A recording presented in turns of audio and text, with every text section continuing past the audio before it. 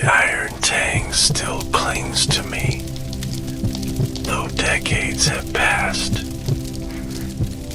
It rises in my memory from that first courtyard where I gripped a wooden sword, splintered against my palms, too heavy for my arms, yet somehow too light for the hunger in my chest. The air was thick with dust, sun powder streaming through colonnades, and the faint perfume of figs smuggled in by my mother to coax me into eating after drills. Steel and fruit, harshness and sweetness. Was this to be the shape of my life? Divided and yet whole. My name was Julio Caesar, and before the world etched my deeds into marble, I was simply a boy chasing shadows along the atrium walls. The tiles cooled my feet as I ran, laughter echoing where serious men gathered to argue about laws, and women stitched the hems of tunics already frayed.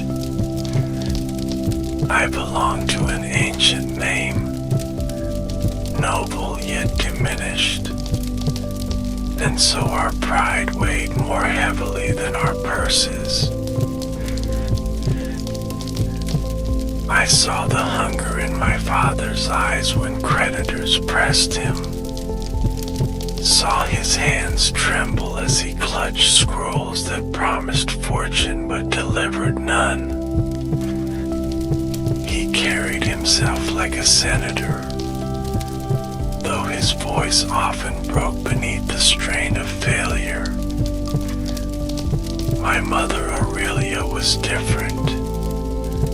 She moved through our home like a general through camp, clear, commanding, merciless when necessity called. If Rome lived in any one of us, it lived in her.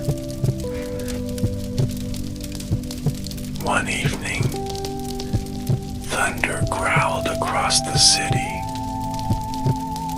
I lay awake counting heartbeats, the shadows of columns bending long over my bed. Aurelia entered, silent at first, her hand cool against my chest. Remember, storms pass, but Rome does not. The words folded into me, and I carried them as shield and compass through the years. The campus Martius shaped me next. Morning drills snap bones of laziness in boys my age, turning us to sinew and grit. My arms burned from weighted shields. The leather rubbed my skin raw, and still I pressed on. When others collapsed, I struck wooden posts until my palms split and bled. Pain was not punishment. It was apprenticeship. Yet alongside the drills I discovered a second training, quieter, no less demanding. Rhetoric, words, sharp as any blade, flexible as reed and wind. I stood before polished bronze as if before a crowd, reciting lines of poets, measuring gesture against reflection. syllable could command or soothe, topple or raise. I learned that a man could wield silence like a dagger, or unleash a single phrase that struck deeper than a sword. My cousins laughed at me for practicing speeches alone, but Aurelia only nodded with that same stern pride. She knew Rome was built not just on conquest but on persuasion. I believed her, and in secret I vowed that one day men would bend to my voice as easily as I bend now to my instructor's whips. Our household's decline pushed me toward ambition faster than love of glory ever could. I saw how names alone could not buy bread, how ancestry faded without victories to refresh it. So when the chance came to bind my fate with Cornelia, daughter of Cinna, I did not hesitate. She brought me warmth, a softness of gaze that made the weight of duty momentarily light. But more than that, she carried alliance. Through her I reached toward the heartbeat of Rome's power. It was dangerous. Sulla, the dictator, demanded I renounce her, sever the tie to his enemies. Many counseled me to yield, to preserve safety over loyalty, but I would not. For the first time in my life, I chose defiance over caution. You may strip me of wealth, of office, of home, I thought, but not of her. Exile loomed. I fled through streets I once played in, carrying little but memory and determination.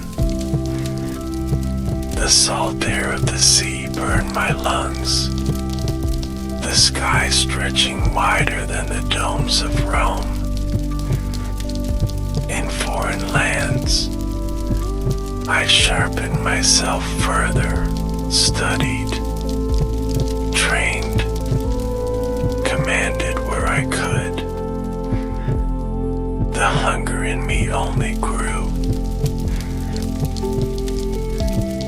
I tell you this because beginnings matter. Without the figs in Aurelia's apron, without the thunder over Rome, without the wooden sword too heavy for my boyish hands, I would not have stood later before legions who called me imperator. Destiny, perhaps, but destiny grows roots in small soil. The scent of iron remains, even now, woven into every choice that followed. And always, the sweetness of figs lingers beside it. I carried exile like a cloak, heavy and unwelcome, but lined with lessons Rome could not have offered me in safety. The roads beyond Italy were long veins across the body of the Republic's reach, and I followed them into Asia, into Cilicia, into the provinces where Rome's banners still swayed, but the people's tongues told older stories.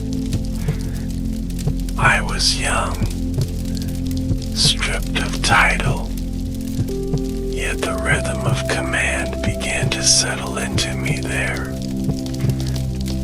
Men still looked for a figure to lead, and I learned I could become that figure if I spoke with clarity, if I moved as though doubt never touched me. It was in these years I first faced the sea not as a traveler but as a captive. Pirates, swift as gulls, took me from the deck of a ship, their knives grinning sharper than their teeth. I should have trembled, yet something in me only hardened. They named a ransom, a paltry sum, and I laughed at them.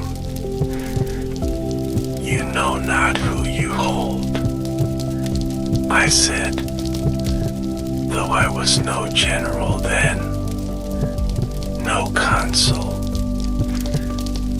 but I carried the conviction as if already carved in stone. I ordered them to raise the ransom higher, as befitted my status, and they obeyed, half amused by my audacity. While their boats rocked gently on blue swells, I recited poetry to them, corrected their applause, even threatened, half smiling, that I would return to crucify them once free. They laughed. They did not know I meant every word. When the ransom came and I was released, I wasted no time. I raised ships, gathered men, and hunted those same pirates with relentless fury. Rome taught me patience, but the sea taught me swiftness. I caught them, bound them, and though custom dictated clemency, I remembered my promise. One by one, I crucified them, but in my own way. I ordered their throats cut first, a mercy they had not expected. That episode sealed something in me. Words could charm, but deeds, sharp and certain, carved the truer legend. I was no longer a boy chased from Rome, no longer merely Aurelia's son.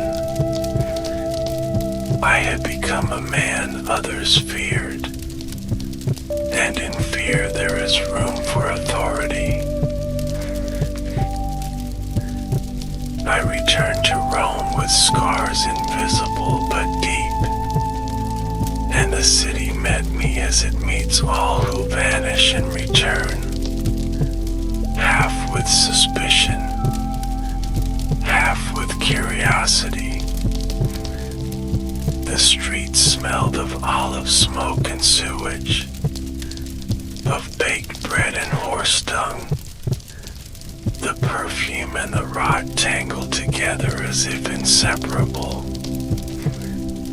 It was a fitting fragrance for the city I loved, a city that offered honor with one hand, treachery with the other.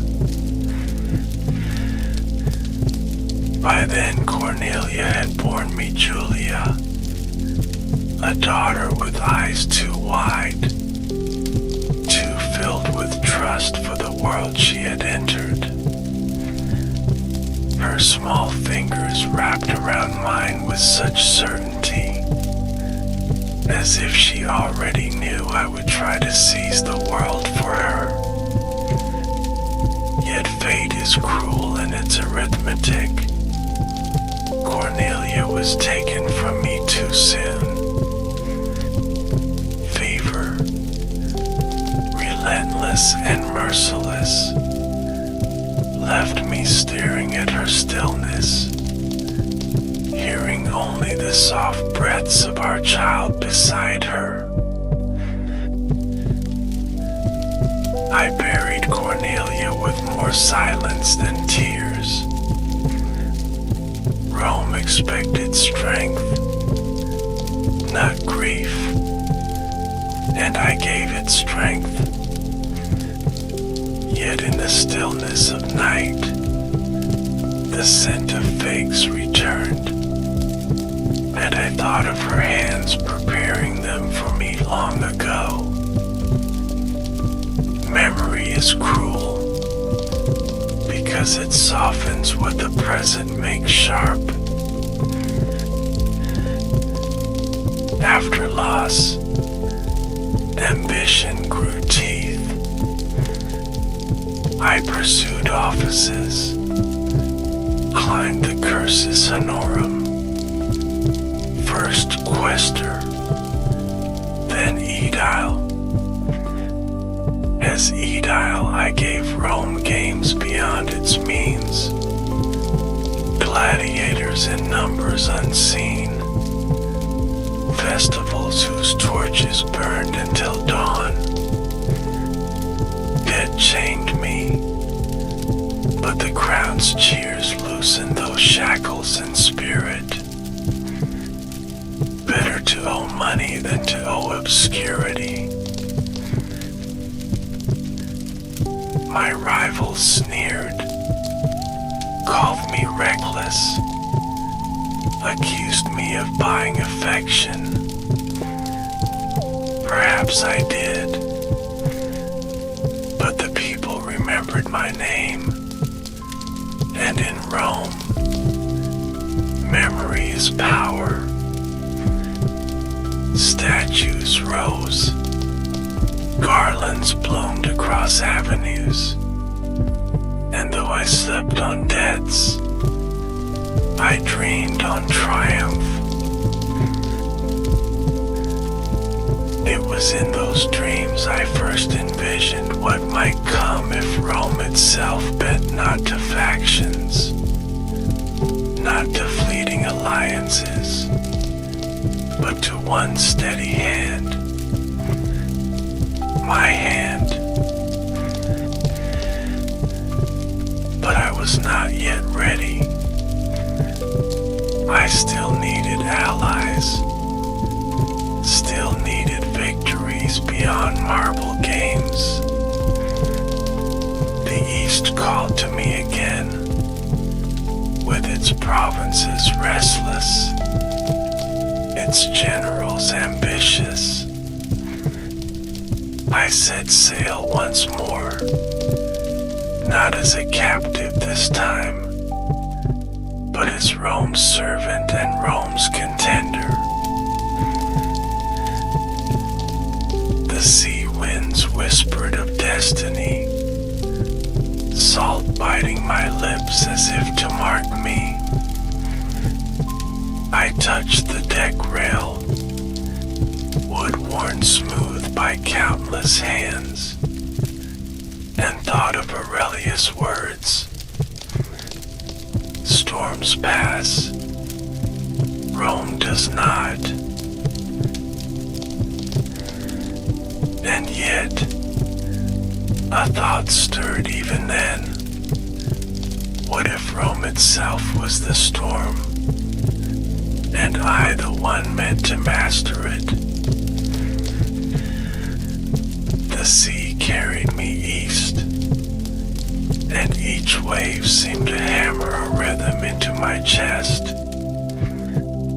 I was no longer the boy clutching at wooden swords in dusty courtyards, nor the youth defying Sula's command, but something harder, sharper, like the bronze edges flashing at sunrise when ships cut across the horizon. To serve Rome abroad was to serve myself. For every step I took in foreign soil echoed back into the Senate's ears. And I wanted those echoes to grow into thunder. In Bithynia, I stood before King Nicomedes, tasked with securing ships for Rome's cause. They whispered later of what passed between us, spun rumors to tarnish me, for men envy power even in its infancy. Let them whisper. What mattered was this: I returned with the ships, with Rome's needs met, and with the quiet satisfaction that I could bend kings as well as pirates. I saw cities older than Rome, their stones blackened with centuries of incense and sacrifice. I touched walls where languages long dead still seemed to hum beneath my palm. And yet in every hall, I carried myself as though Rome were already greater, inevitable, eternal. To believe less would have been betrayal. When I returned west, Rome was waiting with suspicion, admiration, envy, all braided together like threads of a laurel wreath. I had grown in stature, in skill, in debt, always dead. The coin I owed could have drowned another man, but I wore it like armor, for it proved how much I had gambled, how much I had already won. Elected as quaestor, I entered the Senate chamber for the first time, and the marble seemed to breathe under my feet. Men older than I shifted on their benches, measuring me with their eyes, weighing not just my words but my silences. I bowed to form, honored tradition, but inside me a storm churned. These men clung to the past like ivy choking stone. I dreamed of futures they could not yet name. In Hispania, where my office sent me, the air was drier, the land wide with red earth and olive groves twisting under sun. Here Rome's authority was less marble and more whip, and I saw how soldiers' boots left deeper marks than senators' decrees. I administered justice, collected taxes, and in doing so I glimpsed the shape of empire not as dream but as reality.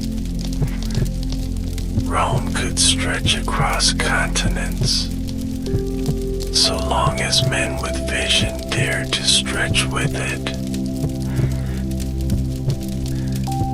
One evening I climbed a hill above a small town, the fields gold in sunset, the sky vast and unbroken. I thought of Alexander, who at my age had already swept across nations, and I burned with both shame and fire. Shame for what I had not yet done, fire for what I would yet claim. That night I resolved never to be content, never to rest in half measures. I returned from Hispania hungry for more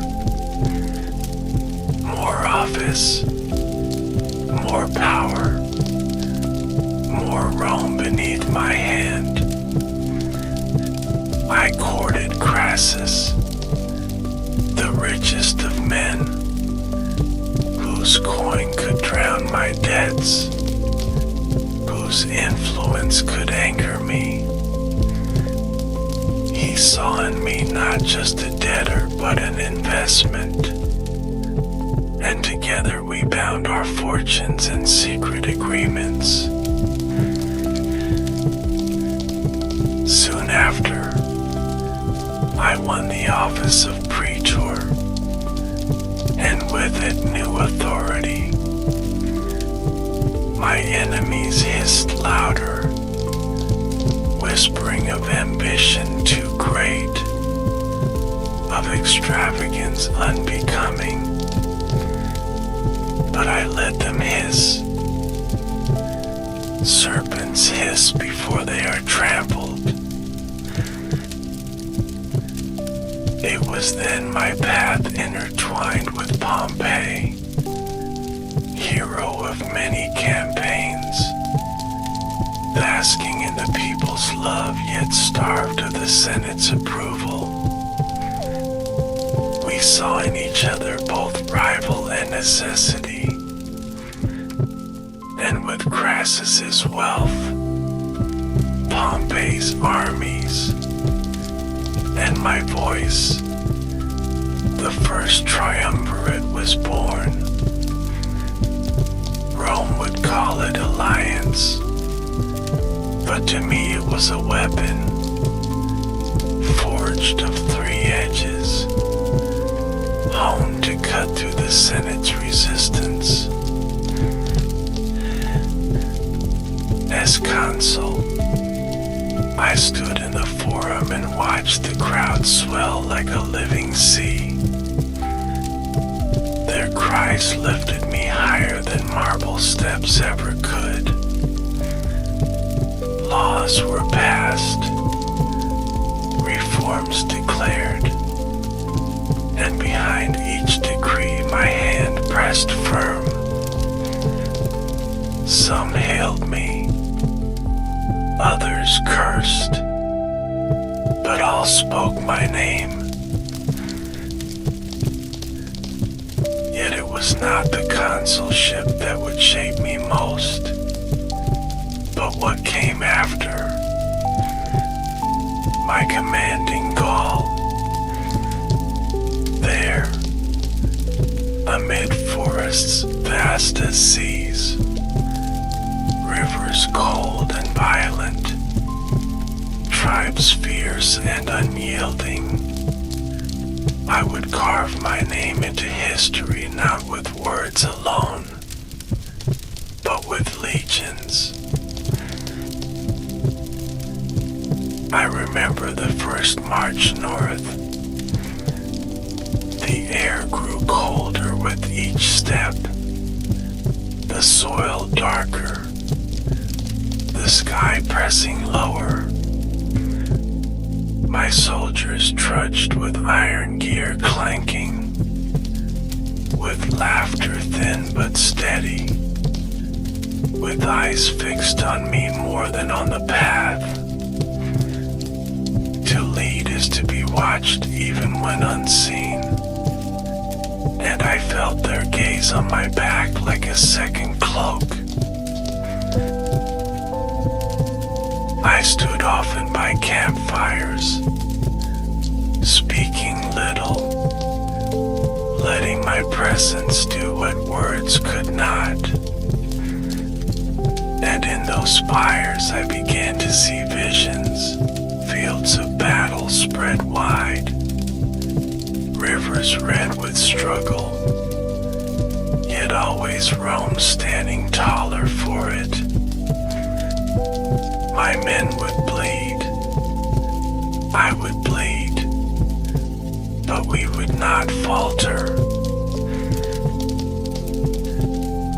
Thus began Gaul, not as a chapter, but as a crucible, and in its flames, Julio Caesar would be forged anew. Gaul opened like a thicketed door, and we forced it ajar. Morning mist clung to our greaves, wetting leather, softening the creak of burdened carts.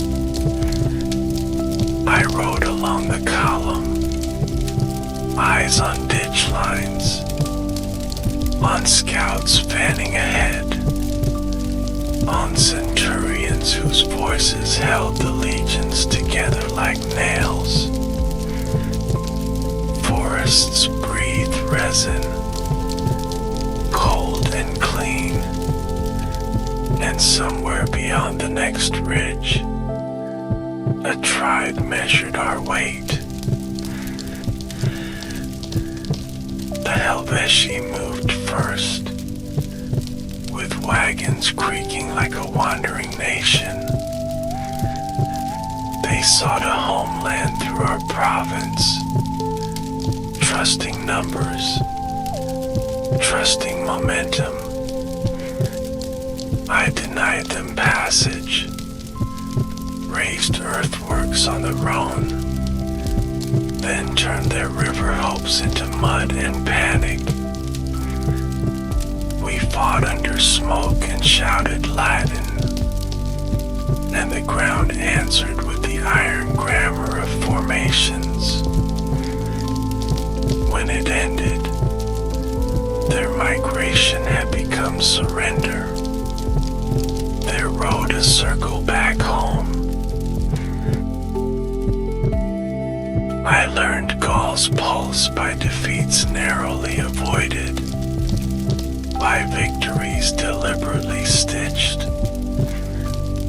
Germanic riders tested us, light and sudden, vanishing into tree shadow. I answered with cavalry drilled until rain sang, and with infantry squares that did not blink. When words could work, I took hostages, took oaths, took time. When words failed, I took ground. At Babracti we bled for a hill and kept it. At the Sombra we bent but did not break, the Nervii rushing like storm water through a breached wall. In that crush I moved among the standards, a soldier among soldiers, my cloak muddy, my voice steady. I felt the lines shiver, then set, then push, and the world narrowed to the width of a shield's rim. Night after such days tastes of ash, even with wine. I walked the perimeters, counting torches, smelling the sour thread of fear fading into sleep. In my tent I wrote reports to the Senate, precise, restrained, letting the facts carry more thunder than boast could. Rome loves victory narrated as inevitability, and I made inevitability sing. The Rhine was a rumor of monsters, wide and brown, carrying whole trees like trophies. I resolved to cross not for plunder, but for grammar, to place a Roman comma in a German sentence. We threw a bridge over that heaving water, piling timbers, driving stakes, anchoring the river to our will. 10 days, a spine of wood and iron, and then the legions walked where fear had stood. I burned empty villages to smoke, sent messages like thunderclaps, then recrossed and broke my bridge. Not retreat, punctuation. Britannia glittered beyond chalk cliffs, a silver fish at the edge of the world. I went because maps grow honest only under boots, because Rome needed a horizon to swallow, because soldiers fight better with astonishment in their eyes. The sea tried to drown us, waves handling ships like toys, javelins falling short into green water.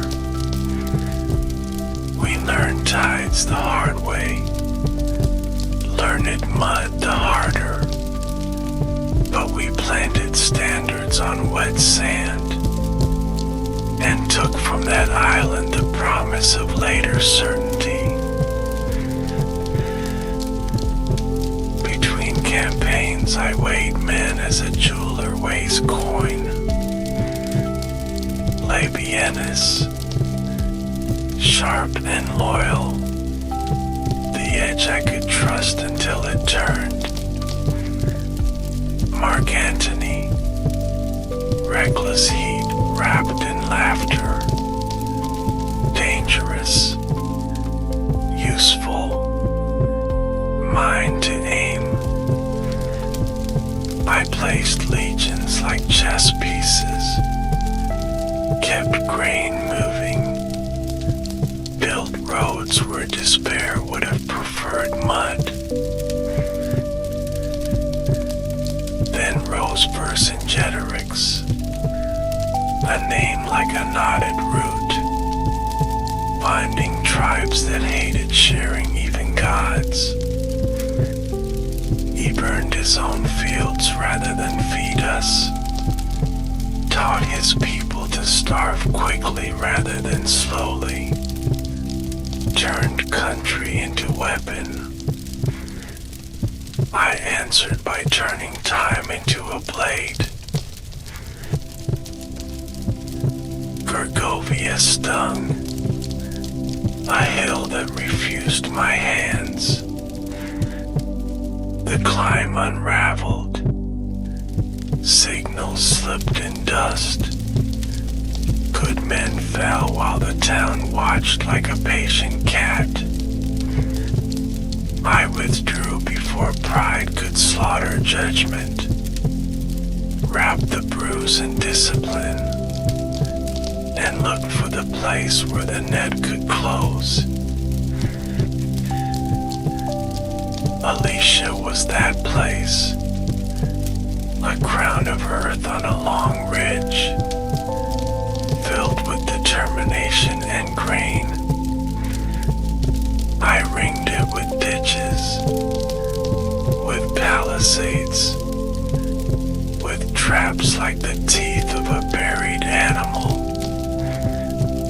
Then I ringed my own ring with another, for the rescue armies I knew would come. Two horizons of wood and will, one facing in, one facing out, with my legions clenched between. The relief came as thunder does, first murmurs, then the whole sky shaking. Fires flared along distant lines, horns traded challenges over the valley, and every man in my camp learned how long an hour can be. We fought by day until sight bled, by night until hearing lied, and still the circles held. On the hardest evening I walked the inner rampart, listening to Alicia wail like a hollow shell. Women wept, children begged between the lines, their people pushing them out to save grain. I did not open the gates. War is a book whose margins are written in hunger, and commanders must read fluently. When the outer assault almost cracked us, I threw in reserves like final dice. The ground became argument, each corpse a sentence, each cheer a clause. We held, then we surged, and the relief host folded as cloth folds along its tired seams. Morning brought a quiet that smelled of blood and wet wood. Vercingetorix rode out, armor polished like resignation, reins loose as if already surrendered to gravity. He circled once, then dismounted, laid his sword at my feet with a grace I recognized, the grace of a man who has done everything right and still lost to time. Gaul fell not in a single day, but that day told the story. I sent dispatches swollen with figures, with names of tribes now friendly, with roads to be built, with winter quarters to be found. Rome read those letters and tasted empire. But power tallies its own debts. Pompey at home gathered honors like a harvest. Consular dignity ripened into solitary stature. The Senate leaning toward him as vines lean toward a wall. Crassus chased glory east, and Parthian arrows answered his hunger with silence. The triangle buckled, leaving two lines pointed at each other. My name grew heavy in Rome, stamped on coins of rumor and fear. They demanded I disband, return as a private man to stand in courts where envy wears a clean toga. I knew the trap, and I would not step into it. I stood at the Rubicon in winter, water black, thanks rhymed with a thin and silver of frost. The night held its breath, and my officers held theirs, and I could hear the mathematics of risk counting itself in my chest. Home lay on both sides, which is to say nowhere, which is to say everywhere I chose to declare it. I thought of Aurelia's hand on my boy chest, of storms that pass, of Rome that does not, and I understood that sometimes Rome speaks through the mouth you carry. I crossed, and all the futures crossed with me. The road to Rome was paved with absence, for enemies flee faster than friends arrive. Towns opened their gates as if yawning awake. Magistrates bowed quickly. The people lined streets with cautious cheers. I put on mercy like a cloak, forbade pillage, paid for grain, praised those who expected scorn. Mercy is cheaper than fear in the first days, dearer in the last, but then I had credit to spend. Pompey withdrew toward Brundisium, then beyond, gathering the east like a shield. I lacked ships, lacked time, but I had a city to steady. I entered the treasury, heard guardians protest in measured Latin, and I said what was true, that the state belongs to those who can keep it breathing.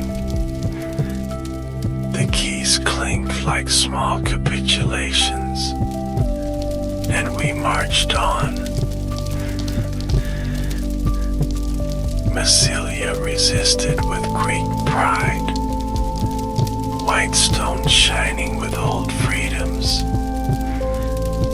I left capable men to fence it, took the swift road toward Hispania, where Pompey's legates threaded a net across my path. At Elorda rains turned plains to mirrors, and supply lines became riddles spoken in mud. I made bridges where rivers thought themselves safe, made promises to cities hungry for certainty, made momentum the argument no letter could answer. They yielded, some with dignity, some with relief, and I sent them home with their lives, because tomorrow always asks whom you spared today. Then east, always east, toward the hinge of the world. Pharsalus opened under a chalk sun. Two armies laid out like mirrored dots. Pompey's line was longer, hungrier for a single overwhelming push. His cavalry glittering on the left like a promise. I hid reserve infantry behind my horse. A quiet answer to an arrogant question. When the charge came, dust swallowed color, thunder displaced language, and my hidden line rose like a second thought that decides everything. faces, not shields, and the glitter turned to retreat, then rout, then history's past tense. My center pressed, my right folded forward, and the whole shape of the day bent in my hand. After the dead were counted, silence felt obscene. Pompeii fled, a great man discovering how small a harbor can be when fortune drains. I followed over salt and rumor, reached Egypt's tremble of politics, and found a head in a basket, an offering made by boys who thought themselves men. I did not praise them. I felt anger, real and cold, at being denied the dignity of pardoning a rival. Rome's greatness is not measured only by whom it kills, but by whom it spares, and I had meant to show that measure. Alexandria burned its puzzles around me, alleys like whispers, palaces like mirrors. There I met Cleopatra, young, intelligent as a drawn bow, language flowering in her mouth like a garden that refuses winter. She spoke with maps in her eyes, with arithmetic in her pulse, with a queen's certainty that thrones sit on the shoulders of stories. I listened, and in listening found alliance, and in alliance found a calm I had not expected after so much iron. We fought in the palace quarter, fire-licking libraries as if knowledge were oil, water stairs turning to traps. My men held, Romans in a city that thought itself older than time, and we studied the throne beneath Cleopatra's name. Egypt repaid me in grain, in ships, and a child who reminded me how futures are braided from private and public threads. I returned through Asia like a knife returning to its sheath, quick, decisive. Pharnaces swaggered, and I answered with a 3-word letter. Not boast, inventory. Then Africa, where Cato chose death over pardon. And I stood a long time by the sea thinking how virtue can curdle when it refuses to feed the living. Spain flared again, sons trying to sew their fathers' torn banners back to the wind.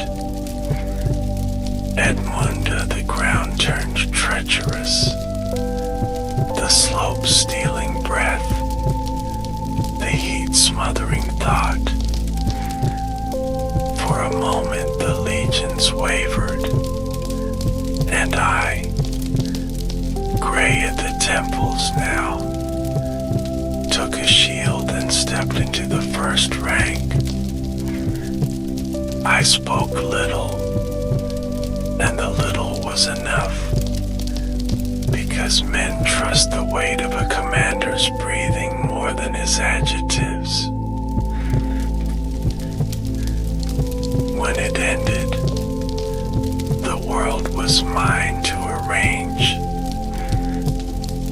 walked back into Rome under laurel, crowds throwing flowers that bruised underfoot, senators measuring how deeply they should bow.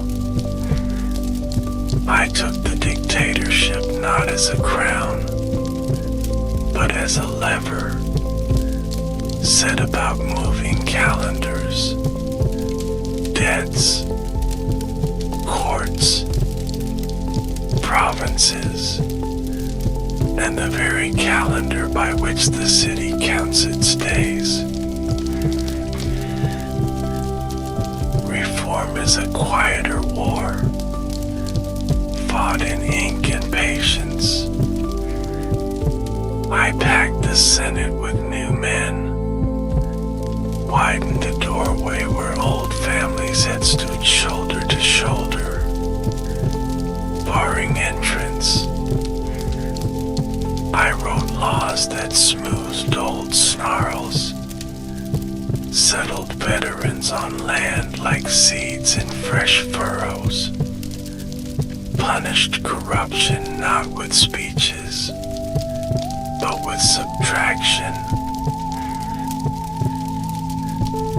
And yet the city stirred uneasily, like a horse that knows the rider too well. I refused a crown in public. Once, twice, the air thick with stage surprise. I wanted monarchy's speed without monarchy's costume. A single mind harnessed to a continent's chores. Some heard salvation, some heard tyranny. Most heard their own fears given my face. Between decrees I still woke to the smell of iron, and the sweetness of figs would strike when I passed market stalls. Unexpected, disarming. I kept a small button from Julia's childhood tunic in a box, a quiet ledger of a father's missing hours, and I turned it in my fingers before stepping onto marble. Friends gathered at dinner, laughter ringing off painted ceilings, wine poured like red intentions. I watched faces tilt toward me, some with warmth, some with calculation, some with a third thing even they could not name. I felt tiredness more often, a gravity that visited after triumphs, not before them, and I knew time was asking its price. Letters arrived thick as doves, wings dusty from provinces, requests for judgments, for roads, for grain, for mercy. I answered many with a flick of stylus, sent others to men whose competence I had vetted, then crossed into the forum to hear the city breathing. I told myself I had given Rome what she asked for: clarity, momentum, a spine. But cities do not know what they ask, only what they refuse to lose. So I wore patience, and patience wore thin.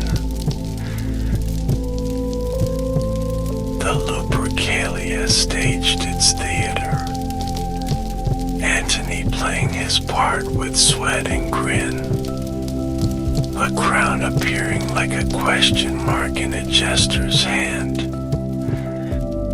I turned it away, measuring the cheers, measuring the hiss, and thinking not of diadems, but of statutes, of grain accounts, of calendars that now obeyed the sun. All the while, under the marble, roots twisted, men met in shaded porticos, weighed daggers against futures, called their fear a republic, and their envy a virtue.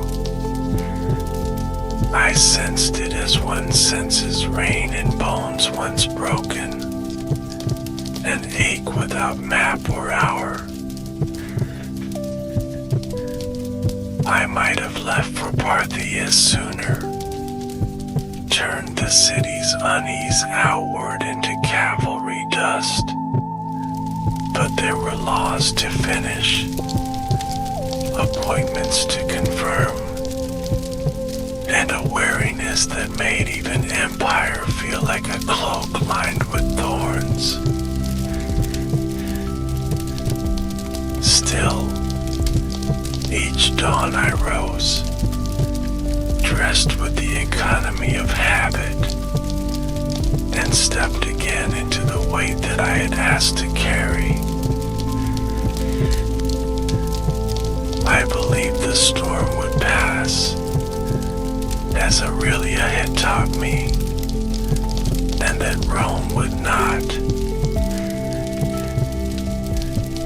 I did not yet see how the storm had learned my walk, how it had waited in doorways, and how it would follow me into the theater of Pompeii, wearing familiar faces, carrying polite smiles sharpened thin.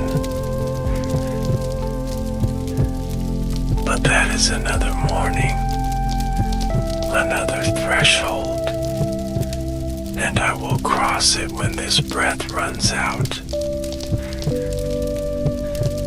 The morning tasted of copper, faint on the tongue, as if the city had bled in the night and washed its streets with secrets. Light came thin through the shutters, slicing my chamber into measured lines, like a surveyor's cord stretched over a field before planting. I rose before the servants entered, dressed in the habit of work, not ceremony, leather soft at the shoulders where armor used to sit, the wool carrying the faint sweetness of cedar from a chest Aurelia once insisted upon. I ate 2 figs, slow, tasting the childhood that would not release me, and turned the small button from Julia's tunic in my palm until the edges warmed. A scribe brought petitions, the wax still tacky, names curled like vines along the margins, veteran allotments, a boundary dispute near Aretium, a request for immunity from a city that had given much and feared it had received little. I marked them in order, as if order could guarantee a future, as if any day could be guaranteed by ink. Calpurnia watched me from the doorway, her hair unbound, sleep still shaping her gaze. She spoke quietly of dreams, of a house that groaned, of a roof that wept, of a statue sweating blood in the lamplight. I listened, as I always tried to listen, and for a moment the iron taste rose again, uninvited. I said what men say when their minds are already decided, that omens are stories we tell the uncertain hour, that work waits, that the business of Rome is a tide that cannot be held back by sleep. Outside, the city stretched and cracked its spine. Vendors rolled lids from amphory, letting olives shine like wet eyes. Bakers swept flour that floated in light like a new constellation. Litter bearers yawned into their sleeves. I could smell early oil, crushed herbs, the patient stink of the Tiber where barges kiss the wharves with dull thuds. Antony arrived loud, as storms arrive even when they mean well. His grin asked forgiveness for the hour. His hands asked where the wine was. His eyes asked which task would let him ride rather than sit. I gave him messages for officers posted outside the city. The instructions crisp, the tone lighter than the weight they carried, and sent him ahead to prepare the theater of Pompeii for the session. I lingered one more breath, one more, as if a thread had snagged on me from the day to come. Then I snapped it clean with decision, took my tablets, and stepped into the morning like a swimmer into cold water.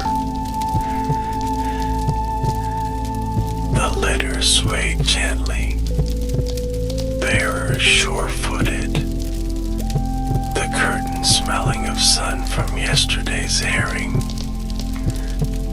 People called my name, some soft, some sharp, some with a gratitude that made me lighter, some with a fear that made me heavier. I kept the curtain open with 2 fingers, liking the air on my face, needing to see the errand boys darting between mules, the centurion off-duty stroking his beard while he bargained for fruit, the old woman who had once shouted at me for changing the calendar and now used it to time her medicines. Near the forum a wit chatted a couplet, clever enough, slightly cruel, and the little crowd laughed. Laughter in Rome is a weather map, and I read it, and folded the knowledge away next to the button in my pocket. We turned toward the portico leading to the theater of Pompeii, that clean arc of stone donated once as a gift and now used as a Senate house while the Curia rebuilt. I traced the irony with my thumb along the litter's wood, Pompeii's name holding up my day like a bracket in a sentence that had outlived its author.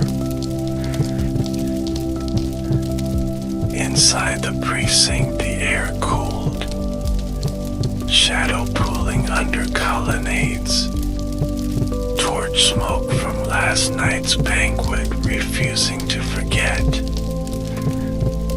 I dismissed the bearers, walked the rest, letting my sandals speak the language marble expects.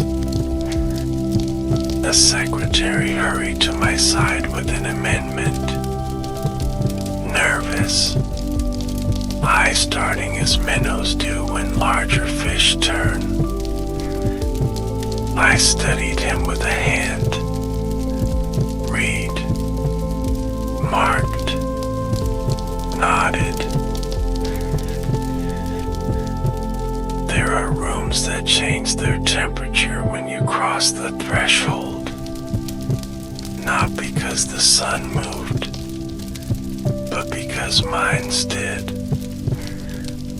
The chamber felt like that, cool, then cooler, as conversations pinched shut like purses.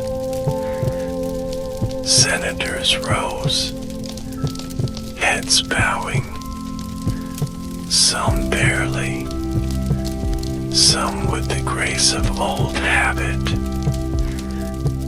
I answered with the economy of nods leadership requires, then moved to the chair set for me, the one that was not a throne and yet was accused of being one.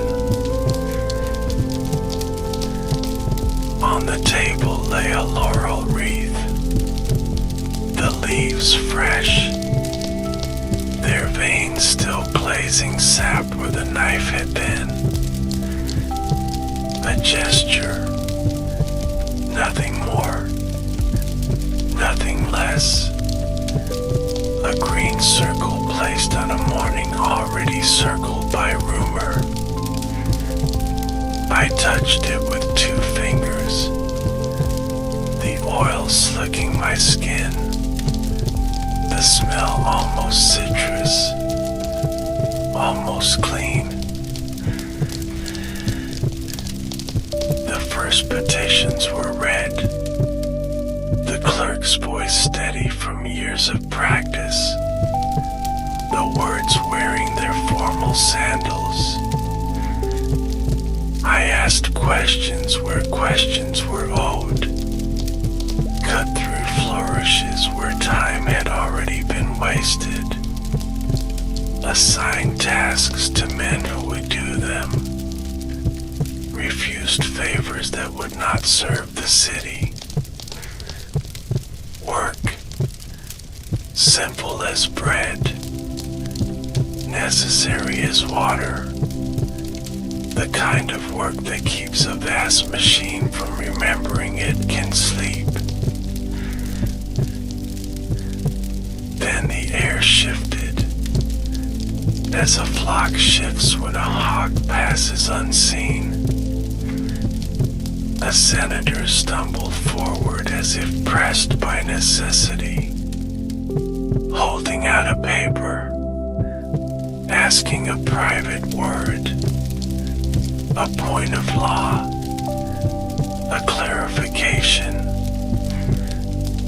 The space around my chair narrowed, through courtesy, through accident, through intention wearing courtesy's face. I rose to meet him, because I always rose. Because a man who will not stand for a question becomes a rumor made flesh.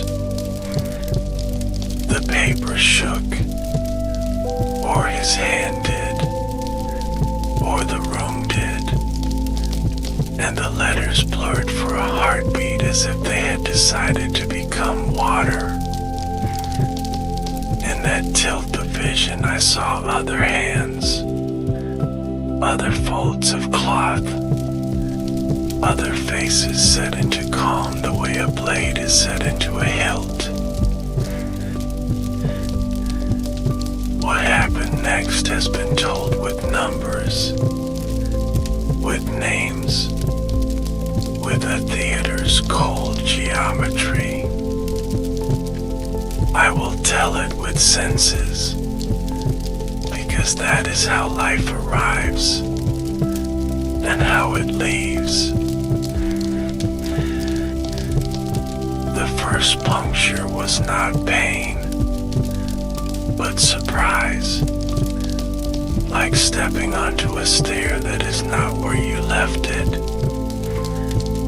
Cloth rasped, a breath hissed near my ear that might have been a name, mine or the gods', and a shoulder pressed mine with a familiarity that made me think of festivals, of crushed grapes, of laughter. Then heat bloomed, controlled at first, then poorly managed, like a brazier kicked in a small room. I turned, because turning is what you do when the world reorders itself without your consent. Faces tried to stay unreadable, and in trying they became masks, and in becoming masks they confessed everything. I saw fear in one, duty in another, a grief so sharp it looked like hatred in a third. Knives are not noble, though men try to wrap them in speeches. They are tools for closing distance, for insisting that two bodies become a single argument. I felt those arguments press their logic along my ribs, across my flank, up under the curtain of my toga where law should have been enough. I did what a soldier does, even in a senatorial room. I sought space.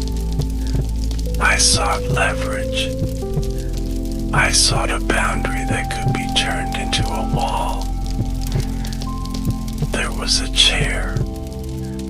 There was a low step. There was a statue of Pompeii that had watched many sessions without blinking. And I moved toward it because turning enemies into witnesses has always suited me. Voices rose, not in oratory, but in the grammar of panic disguised as resolve. A sleeve brushed my cheek, smelling of myrrh, a scent I had always considered a little vain, and I had the absurd thought that I would tease its wearer later for the extravagance.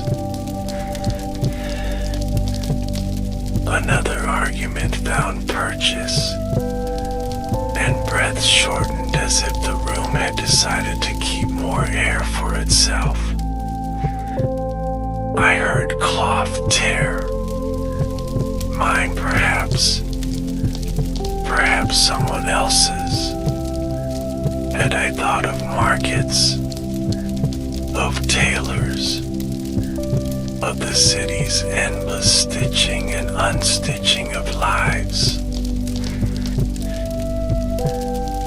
A name reached me through the weave, a name of someone I had loved enough to forgive and forgiven enough to harm.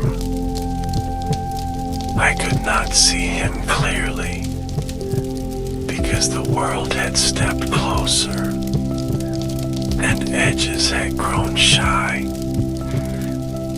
But I felt the old tangle in my chest, the one made of loyalty and disappointment, of family claimed and revoked, of the strange arithmetic by which Rome binds men to each other and then spends them. If I spoke, the words were small, a thread thrown across a river after the bridge has lifted. Perhaps a plea, perhaps a recognition, perhaps only a syllable that meant I still believe recognition could save anything. Sound thinned, as sound does when a storm moves past and leaves your house staring after it. I leaned, sat, slid, it is hard to say which, onto the stair near the statue, and the stone was cool through the cloth, and the cool felt just. There was blood, yes, but I will not count it. Let others tally. Let others make inventories of wounds.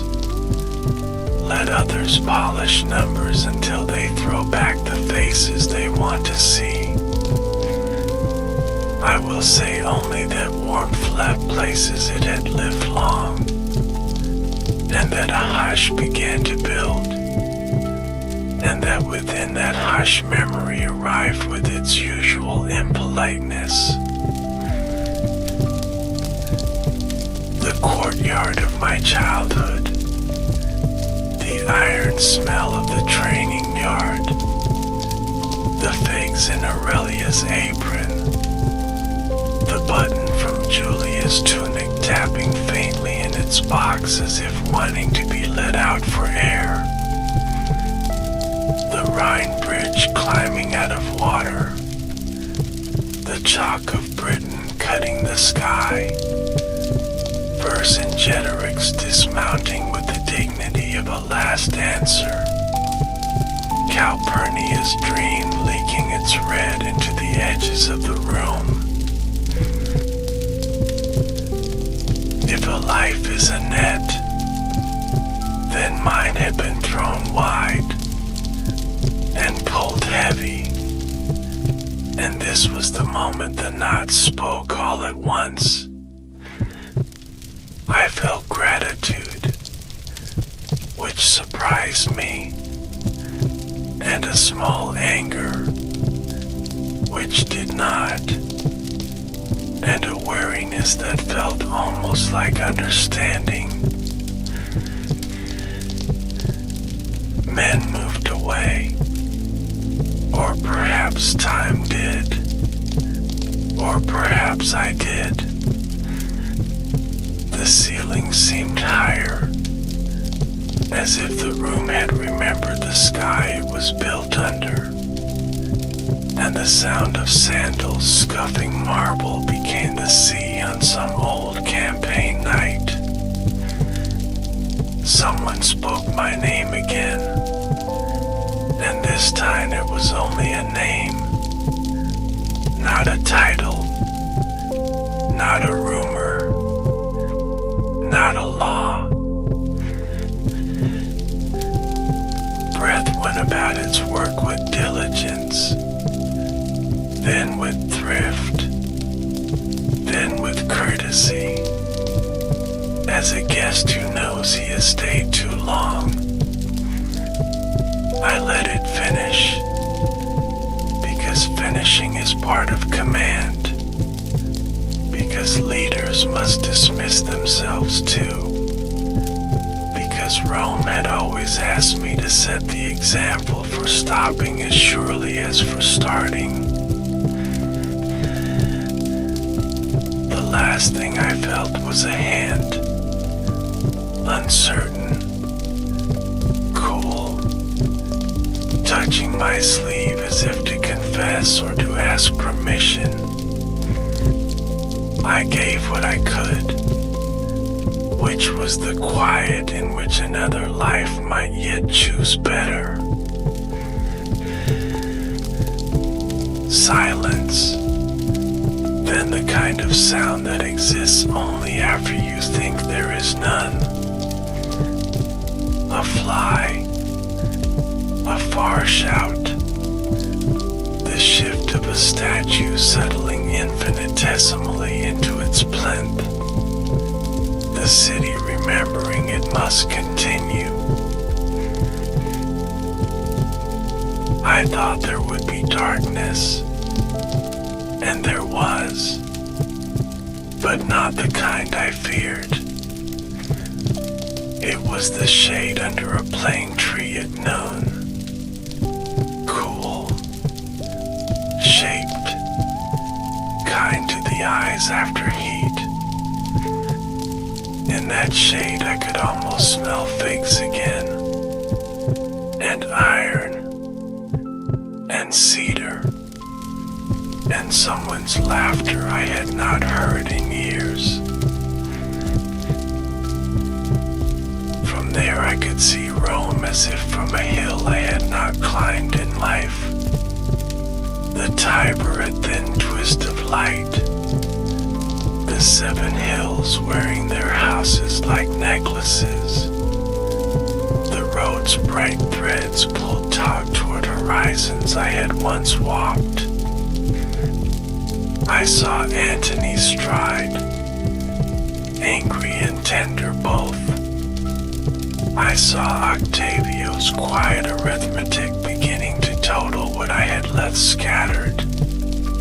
I saw crowds moved first by grief, then by direction, then by custom.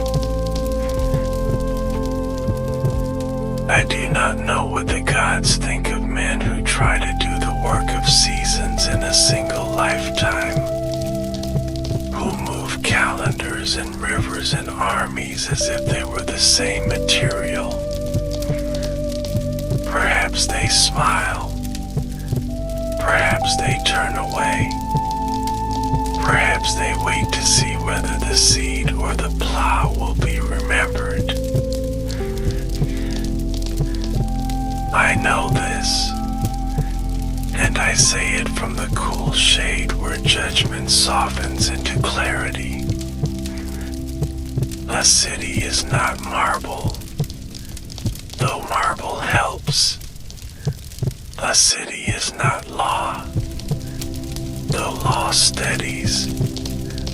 A city is not victory, though victory feeds it. A city is the sum of the small items in people's pockets. The button, the ring, the receipt for bread, the smooth coin warmed by a child's worry. If any legacy of mine endures beyond the adjectives, let it be that Rome remembered the weight of such small things, even while we lifted continents. I would like to end on a street, not a throne. A street where a baker brushes flour from his hands, where an old woman consults the calendar and finds the sun where I promised it would be, where a veteran sits his child on his knee and points at a milestone that tells him he is home. In that street a fig is split and shared, and somewhere a smith tempers iron in water that catches the sky, and both smells rise together, and a boy wonders if the world can belong to him without breaking him. Tell him it can, for a while, and that the while is enough to build roads others will walk. Now the shade deepens, and the city brightens, and the work goes on with other hands. I lay my button down, and with it the day, and with it the name that learned to be heavier than breath, lighter than dust. I did not see the procession with eyes, but I felt its heat moving like a river through the city I had arranged and loved. Antony lifted grief into theater, because that was his genius, and the crowd swelled the way wheat swells under wind when storms have taken the tall trees. They showed my bloodied robes. They showed wax effigies pierced where I had been pierced, and the air learned how to burn without flame. In that burning, names rearranged themselves. Octavio took the syllables of youth and stacked them into Octaviano, into a patience that wore sandals instead of spurs, into a mind that counted while others shouted. He spoke softly to men who were tired of choosing between noise and fear, and he let Antony blow himself large like a sail that forgets it needs a mast. The city that had filled my mornings now filled its own evenings with rumor. Bruto and Cassio fled daylight for campaigns that smelled of parchment, of dust, of long speeches spoken to hills. The people learned a truth I had learned young, that Rome's heart is a marketplace, and markets do not love abstractions when bread is warm. From the shade where I waited, I could trace the lines that would meet at Philippos. Antony with rage turned into discipline by need. Octavio with discipline turned into inevitability by math. The liberators with purpose turned into weight by time. The fields took all of them, not as men, but as decisions made flesh. When the dust of Philippos settled, Rome exhaled through two mouths. One spoke wine, one spoke ledgers, and the world discovered that a city can limp further than a single hero can sprint. I listened for Cleopatra on the wind from the south, the Nile speaking its slow grammar of seasons, the barges writing green sentences along water. She understood story, understood that thrones are promises more than chairs, understood that our child wrote a precarious line between two alphabets. Fate is an editor, and it cut her draft with a hard nib. Actium arrived like an answer that had been practicing for years. The sea kept score in smoke, in broken oars, in rumors that shouted louder than trumpets. Octavio became Augusto, not by taking a crown, but by removing all the places where a rival crown might be set down to rest. Did I envy him that finish? Smoother than mine, less stained by theater blood. No. Envy is a soldier's disease when marches are done. and mine are done. I felt instead a maker's satisfaction. The carpenter who runs a palm across the table others now eat from. He altered my edges, yes, but the grain is mine, the length is mine. The idea of a single surface bearing weight without wobble is mine. Veterans took their plots where I had promised them furrows, and seed listened to plow, and children like small weather ran between vines. The calendar I had coaxed to obey the sun continued to find the sun, even when men forgot to look up. July wore my name as a cloak that fits a city better than a man, and each 7th month reminded bakers when to harvest, sailors when to trust, priests when to count. Laws I had written with ink and warning changed hands like tools, dulled by misuse, sharpened by need. Some were melted and recast under other names, some held as is, some buried and later found by boys digging where history had dropped its keys. In the provinces, miles stoned into roads, aqueducts like tame rivers walked on arches across valleys, and Latin spread not as conquest now, but as convenience. The language a shopkeeper uses to sell both wool and rumor. I like that.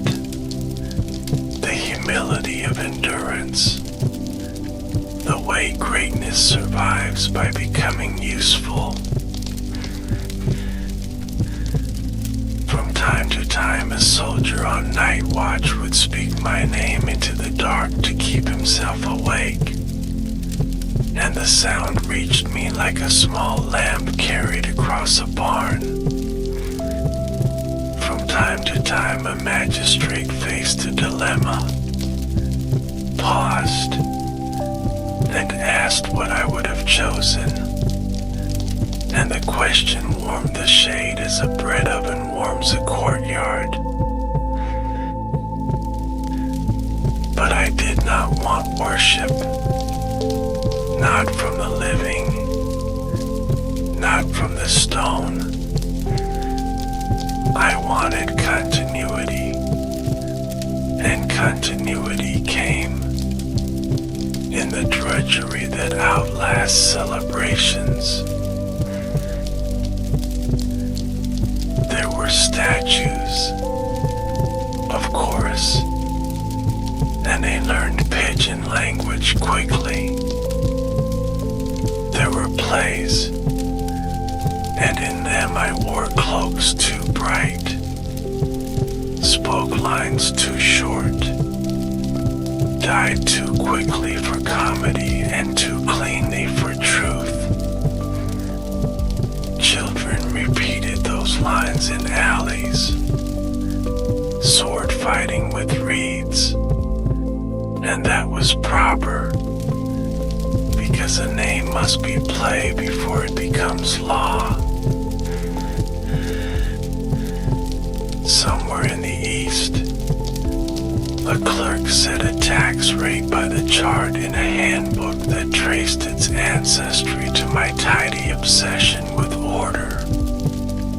And a farmer cursed me gently for taking a coin he still needed to buy a shoe for his child. I accepted both the order and the curse, because both are the wages of government.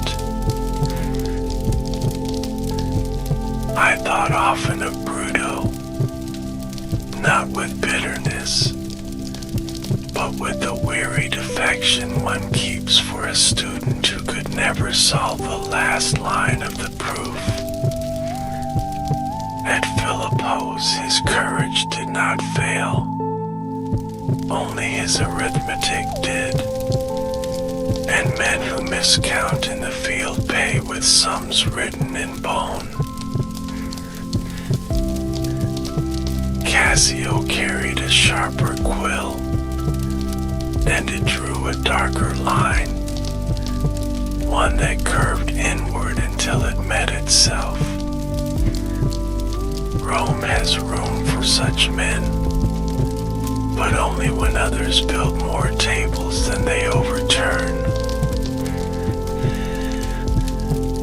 Cleopatra's barge became legend, as legends do, by becoming slightly less true with each telling. I prefer to remember her voice, how it placed thoughts like chess pieces and then smiled as if they had arranged themselves. For our child I wished a simpler land, a country made of a single room and a patient roof. But history kept a different house. In the decades that followed, peace learned to wear armor under its tunic. Augusto called it passus, and the world learned to exhale in longer lines, to travel without flinching every hill, to count on chords that did not always need a general to make them behave. Some said the Republic slept. Some said it died. Some said it had been a dream we mistook for morning. I knew only this, that Rome's genius has always been for turning arguments into roads. I watch centuries as one watches a long parade, noticing patterns more than faces. Emperors rose, some with the laughter of taverns still in their mouths, some with libraries under their arms, some with a blood fog already gathering at their feet. The machine I had tightened and that Augusto had oiled continued, sometimes grinding, sometimes singing, always moving. And then roads frayed at their edges, and borders learned the names of new horses, and Latin began to crumble into children that argued like siblings over the inheritance of sound. I did not mourn that, because living tongues must quarrel to stay alive. What endured surprised me. An engineer in a far century measuring a bridge span, whispering to himself as he calculates, his numbers grandchildren of the numbers I had used to calm a city's days. A midwife turning a calendar page in the month that wears my name, smiling because the child chose to arrive when the air tastes of dust and peaches. A baker in a hill town dusting flour from his sleeves, setting loaves to cool, telling a boy to run count the mile marker for the fun of saying its Roman digits out loud, then splitting a fig and handing half to a stranger, that stranger sniffing iron from the smithy, mixing it with the fruit's honey, and not knowing why the blend tastes like decision. quiet stretches, I placed the little button from Julia's tunic on my palm again. Not the real one, which lay where I left it, but the memory that keeps its shape well enough to count as touch. I turned it once, twice, the way I used to before stepping into a day that would not forgive missteps. And I thought how the world belongs to those who remember small anchors in large seas. If I could advise anyone now, it would not be a general, though I have advice for them, nor a senator, though I have corrections for them. I would speak to the child who practices words before a polished bowl, to the apprentice who tastes iron in the air and does not know why he wants to move toward it, to the daughter who keeps a token in a box because it reminds her that even busy fathers meant tenderness. I would say, choose your fig and choose your bridge, and then hold both, even when one hand tires. Sweetness without structure spills. Structure without sweetness starves. The city stones cool at night and warm each morning, and that rhythm is older than any law. I loved Rome the way a builder loves a wall he keeps finding excuses to touch, even when he knows the wall does not love him back. And I am content if the wall still stands for others to lean their backs against at sunset.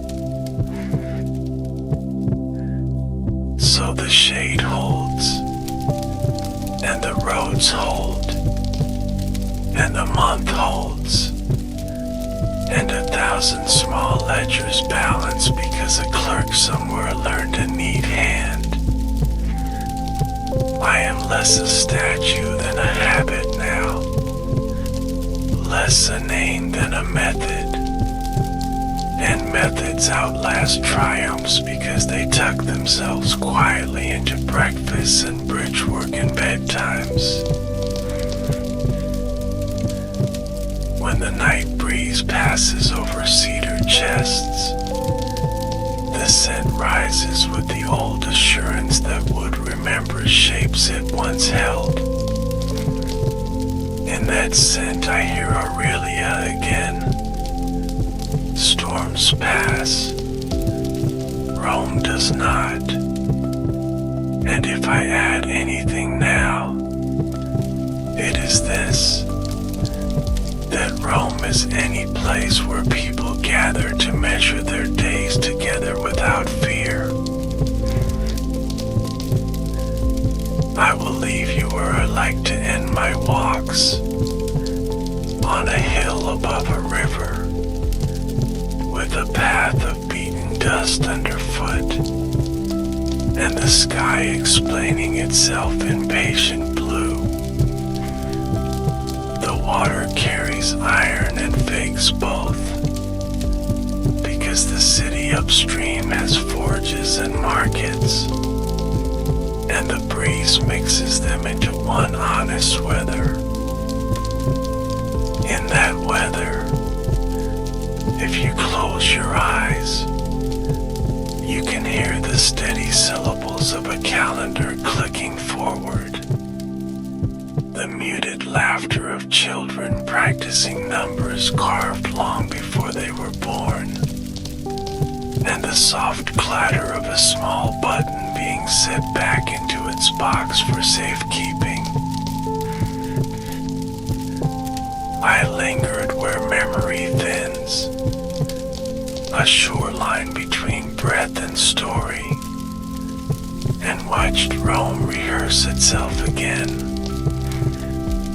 The forum filled, emptied, filled, like a lung that had learned to sing. I traced the roots of petitions through porticos, the climb of ambition up marble steps, the slow descent of disappointment at dusk. It was familiar, and yet it had shed my handwriting for a tidier script.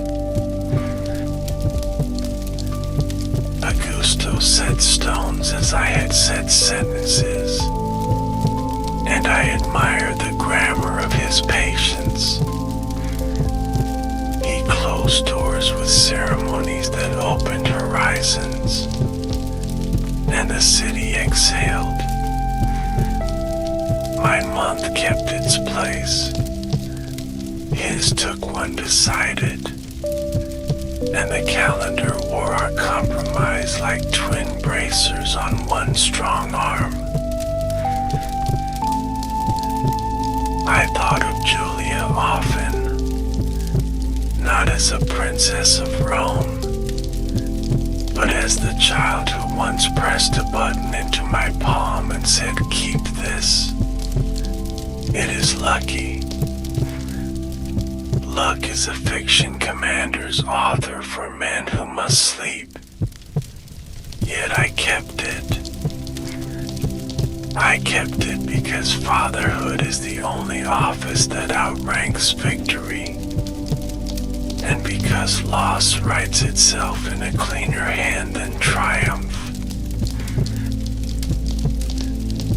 When harvests came, I followed reapers in the long light. Sickles splashed, wheat leaned, and the fields answered with the sound of order made audible. Soldiers understood that sound. Centurions too.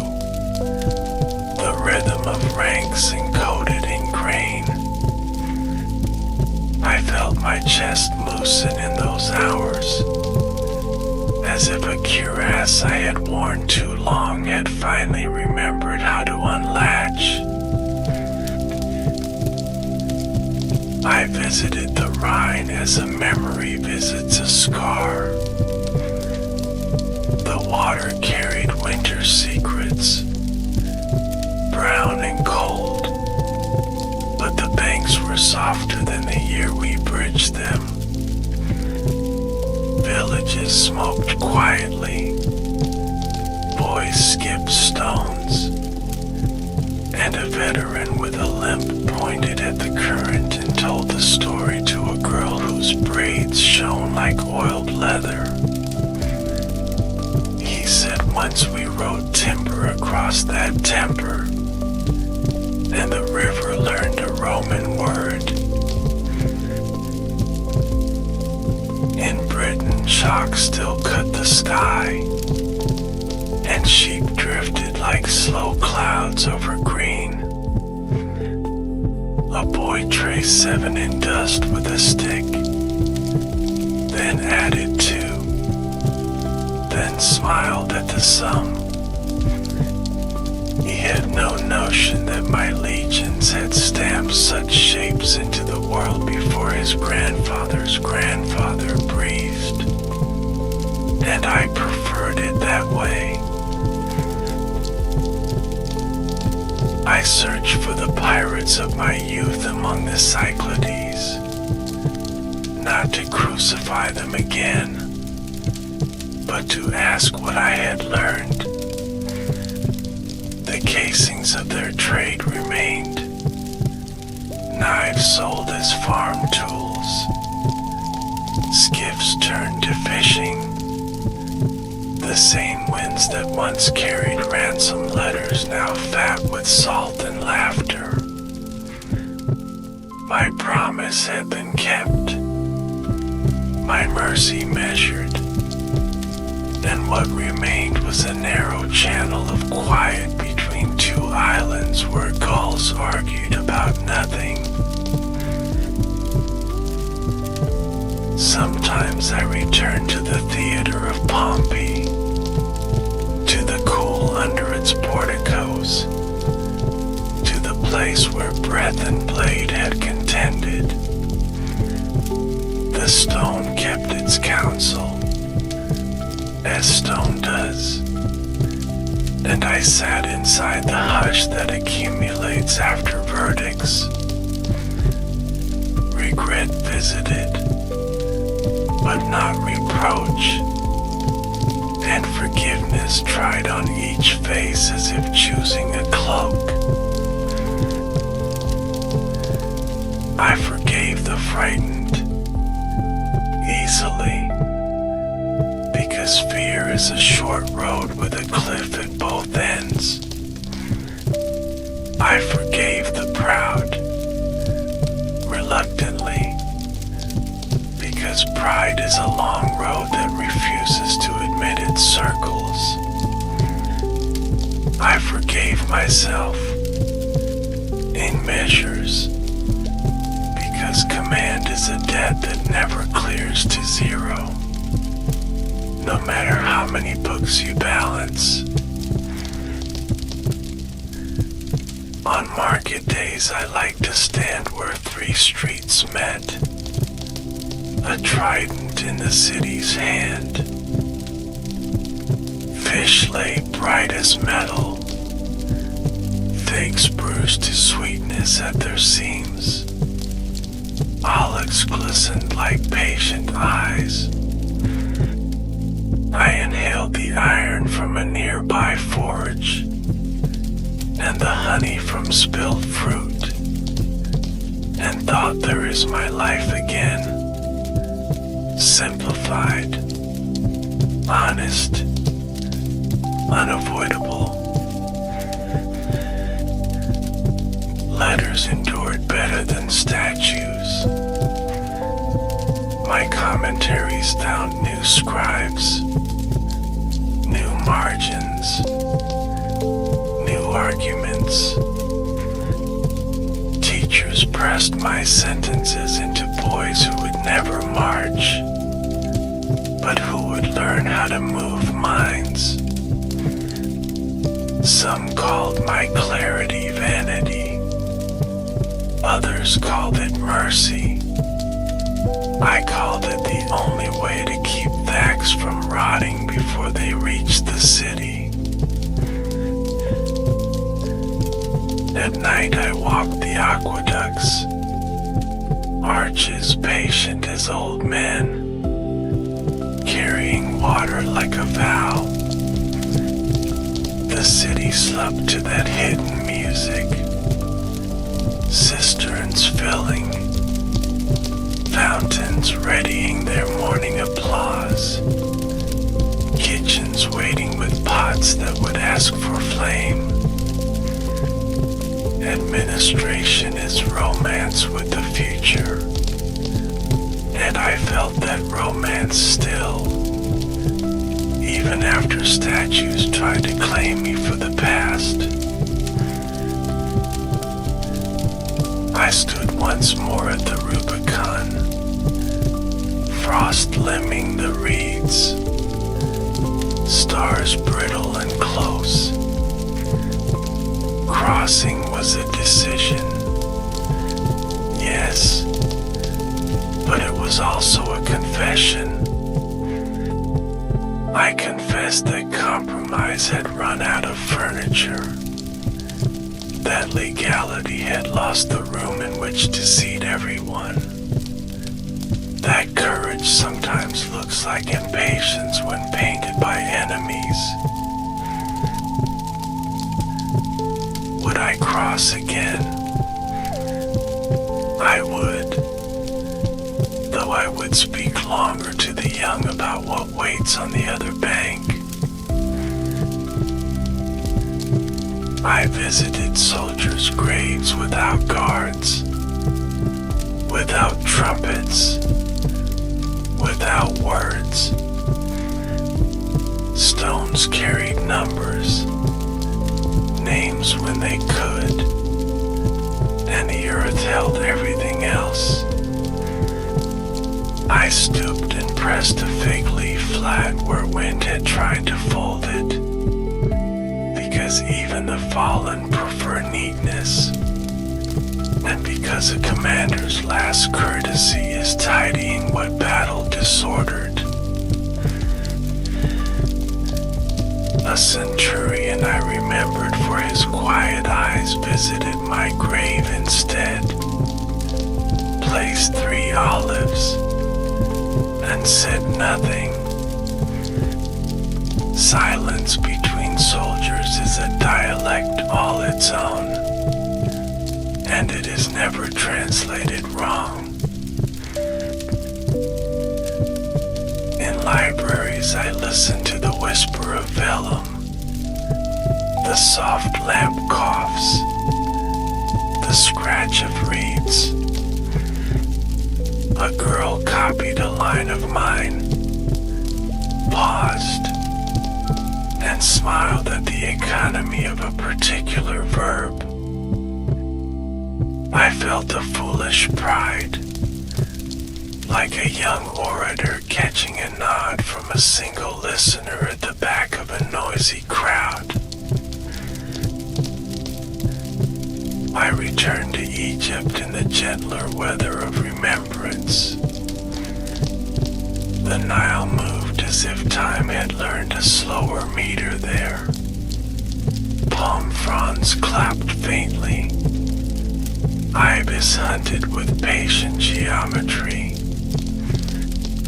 I did not look for palaces, only for the surface of water where a child's face might once have rippled against mine. Distorted, perfect, brief. I let myself consider a life without campaigns, as men trace lines in sand to see if a house will fit. I imagined a farm, a row of cypresses, a table that learned family from elbows and bread, not from edicts. The picture held for a moment, then gave way, as ripples do, and I forgave the water. Travelers altered Rome with spices, with stories, with songs that tilted their scales differently from ours. I approved, because walls that will not learn new shadows at noon are already ruins at dusk. One winter, a baker invented a sweet filled with thick paste and honey, shaped like a laurel leaf, glazed to shine. He sold them near the forum, and a child bit into one and made a face as if he had learned a secret. He had, though he could not name it, because the marriage of iron labor and fig sweetness had always been the recipe for Rome, and for me. When storms rolled across the city, I stood under eaves as I had once stood inside Aurelia's voice. Thunder reasoned, light answered, rain negotiated. Storms pass, she had said. Rome does not.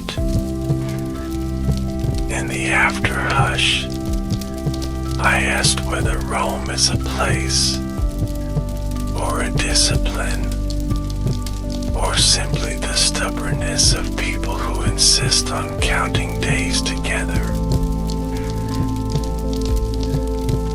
I decided it is the counting and the together.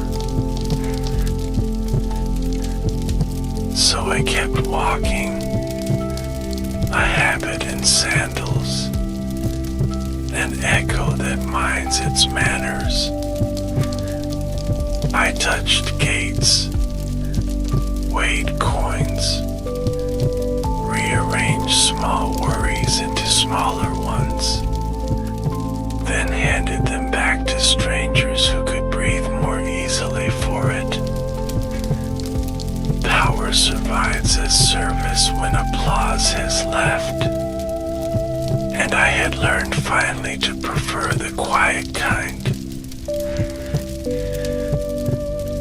If you ask what remains, I will open my hand.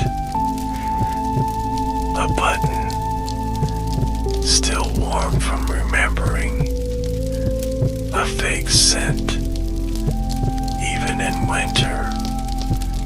A thread of iron in the wind from a smithy where a new hinge is being argued into usefulness. These are small, but they're total. And if you ask what I would change, I will close my hand again, because even the dead must leave the living their arithmetic. To correct too much is to return uninvited to a house that has learned a new order for its poles. Walk with me down a side street at dusk, where laundry ropes write catenaries across the sky, and oil lamps tick on like stars that remember to be useful. Smell iron, taste fig, hear calendars click in the shop of a man who now counts by the sun. Let your feet keep Rome's meter. Short, sure, practiced, and allow the city to be less a monument than a promise kept one morning at a time. When you reach the hill, stop, and let evening hold your shoulders.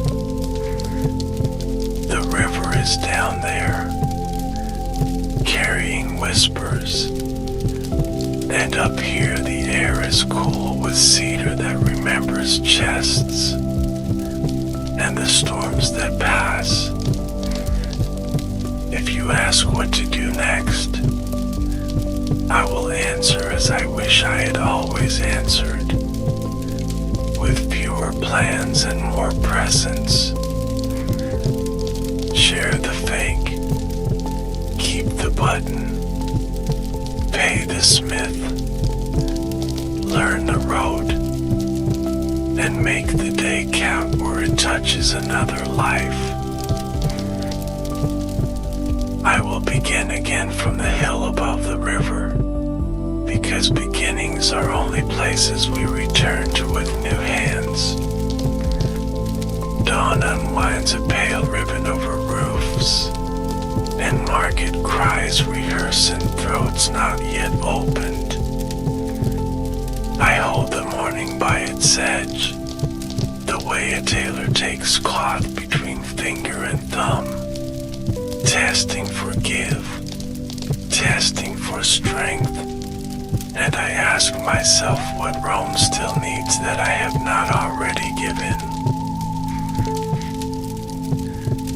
It needs habit, not miracle, a calendar that keeps its promises when no one is watching, a road that points even when fog at its distance into doubt. It needs granaries that exhale in winter, aqueducts that hum beneath quarrels, clerks whose neatness is a quiet mercy. I loved victories, yes, the way say a smith loves the moment metal takes the shape in his mind, but I learned late that the city prefers hinges to swords. Walk with me to the hinge maker, in a lane that smells of oil and rain-cooled iron. He turns pins on a lathe that licks the light, measures with a strip of bone cut straight, wipes filings from his tom onto a rag that has learned the alphabet of bright dust. A woman brings him figs, traded for hinges that will keep her door quiet, and he splits one, laughs at the surprise of sweetness after a morning of metal. I stand there, unseen, and the old recipe of my life rises again. Iron and fig, edge and tenderness.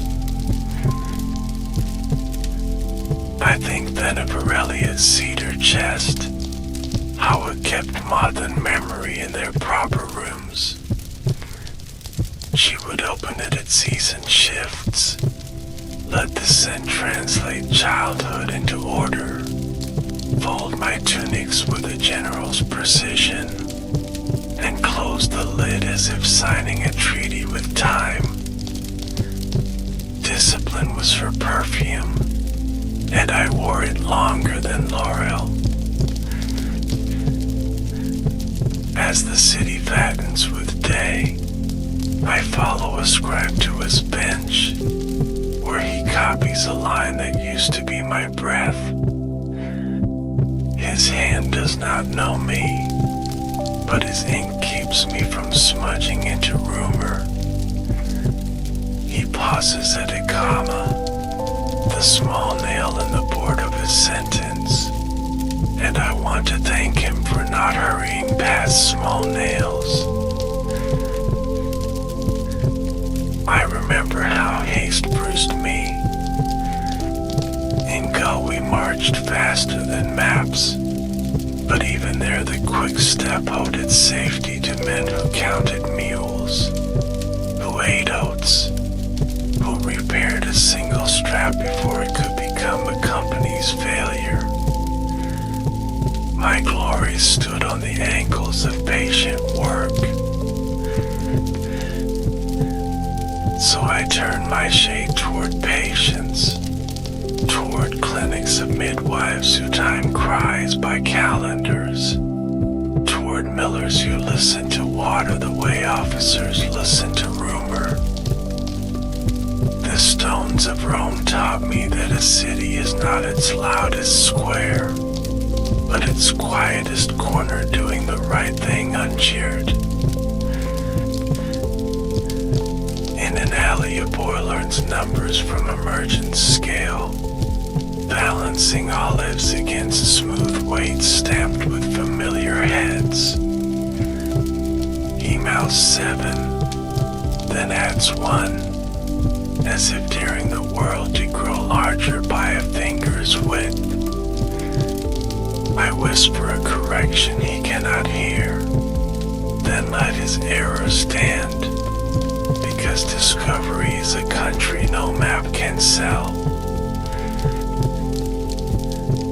Across the Tiber, a mason sets bricks by a plumb line, arguing softly with gravity until it agrees. He tells his apprentice that walls remember hands, and that is true, just as legions remember voices, just as laws remember the tone in which they were first spoken. I am remembered most accurately not by statues, but by the feel of work done with a certain steadiness. South along the Appian a veteran walks with a stick, tapping the milestones as a child taps railings. Each tap marks not distance, but survival. Each stone a brief sermon and roads outlive tempers. He stops, lifts his child, shows her the chiseled figures, the Roman way of saying here and here and here. That word here matters. In my youth it meant the city's navel, the forum where everything declared itself center. In my maturity it meant the front line, wherever the enemy had decided to be the lesson of the day. In my late understanding it means the smallest room where someone is keeping their promise. Promise is a road we lay inside people, not only across hills.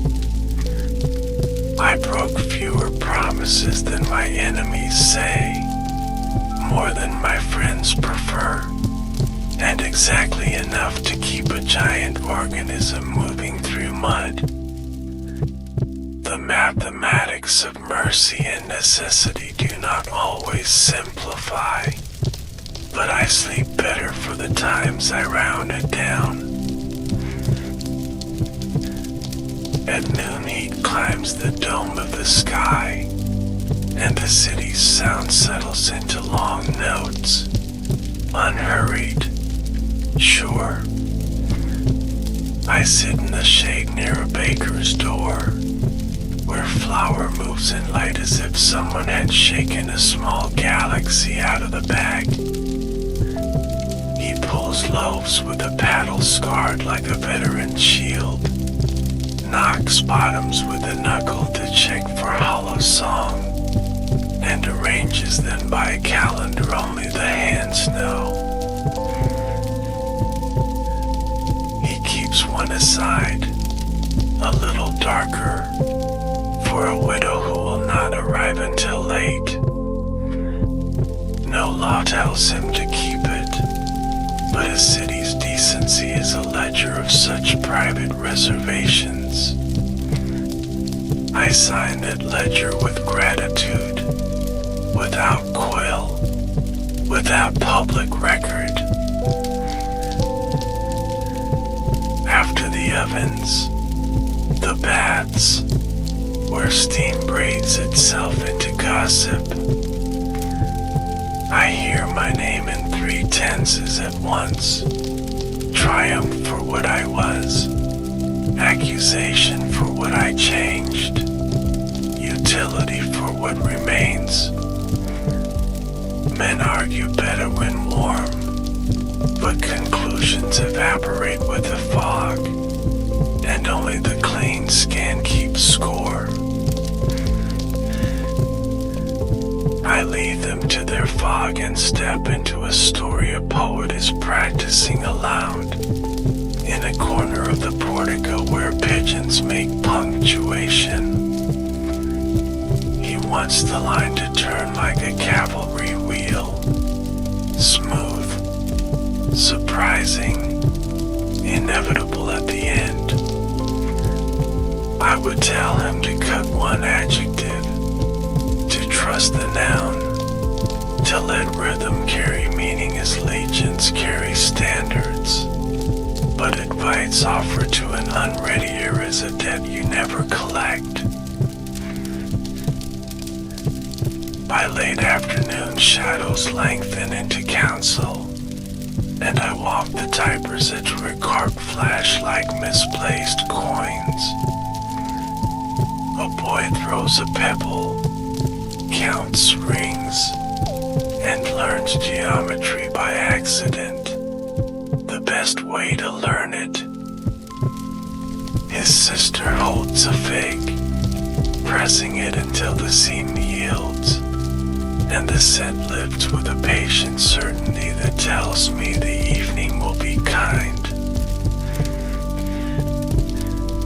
I think then of men I spared, and of those I did not. Mercy is a bridge that sometimes collapses under the weight of the next war, and sometimes becomes the road on which that war never arrives. We cannot know which at the time, only that a commander must learn the engineering of hearts as well as of timber. Night prepares itself with the librarians come, shelving the day, blowing dust off stars. Lamps appear one by one, little treaties with dark, and I travel their path until I reach a door I used to know. The chest inside still breathes cedar, and I set the button on its lid, not to own the past, but to let it sit beside me without sharpening itself into regret. I sleep, which here means I allow the city to breathe without me, and I practice the art I never fully learned alive, the art of trusting others to keep watch.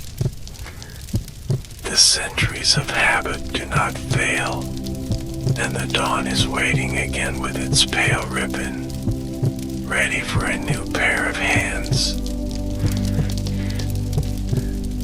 Another day, another tour of small certainties.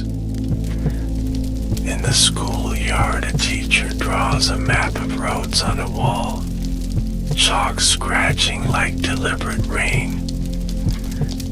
She tells her students that every line leads to other lines, and that the trick is not to stand in the middle shouting center, but to walk. She says a word, disciplina, and the children repeat it, amused by the taste of it, not yet grateful for its shelter. I am grateful for it, and for her, and for the chalk that will be washed away by rain whose work is to wash away chalk. In a barracks, an old centurion teaches recruits to lift shields as if picking up their own names. He jokes that shields are shy and like to be held close, and the boys laugh, and then learn to believe him. War recedes in these years, yet its grammar survives as posture, as courtesy, as the way feet learn to stand when words become wind. And law, the other grammar, studies itself at wooden tables under a skylight that arranges noon into rectangles.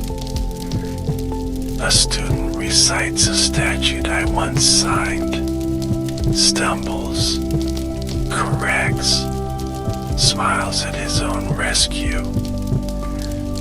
He does not know my hand on that ink, and need not, because the virtue of lies to outgrow the fathers who begot it. At the edge of the city vineyards start, and with them a different measure of time, the calendar of sap and pruning.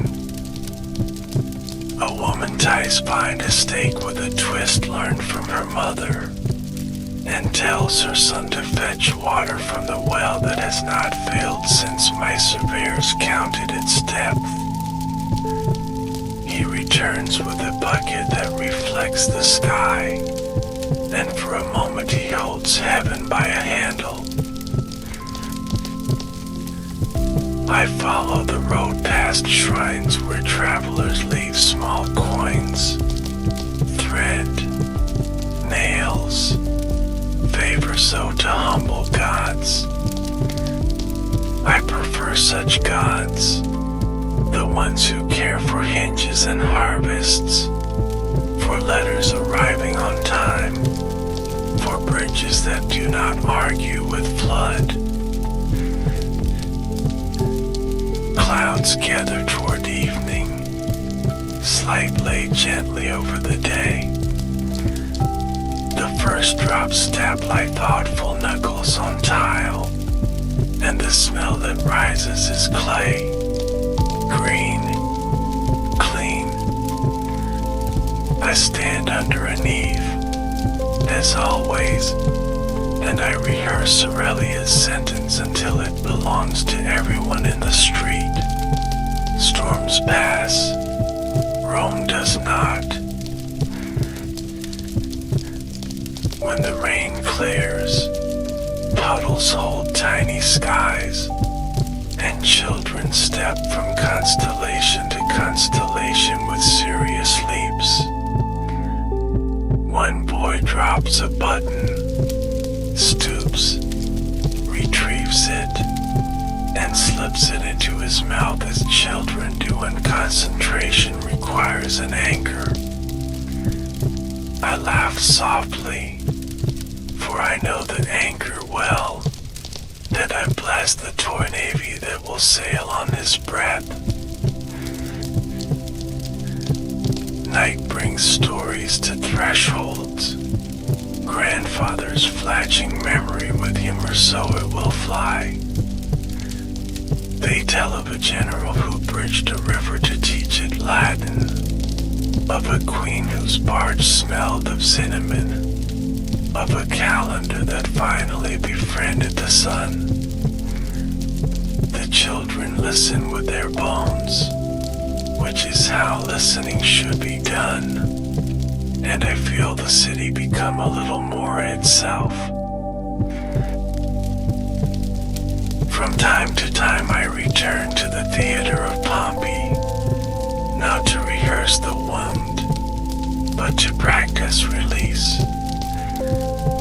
The stone has learned an even larger silence, and in it I can distinguish the small noises of repair, plaster set with care, a broom leaned up gently against a wall after closing. Revenge is a broom dropped in anger. Forgiveness is the same broom returned to its place.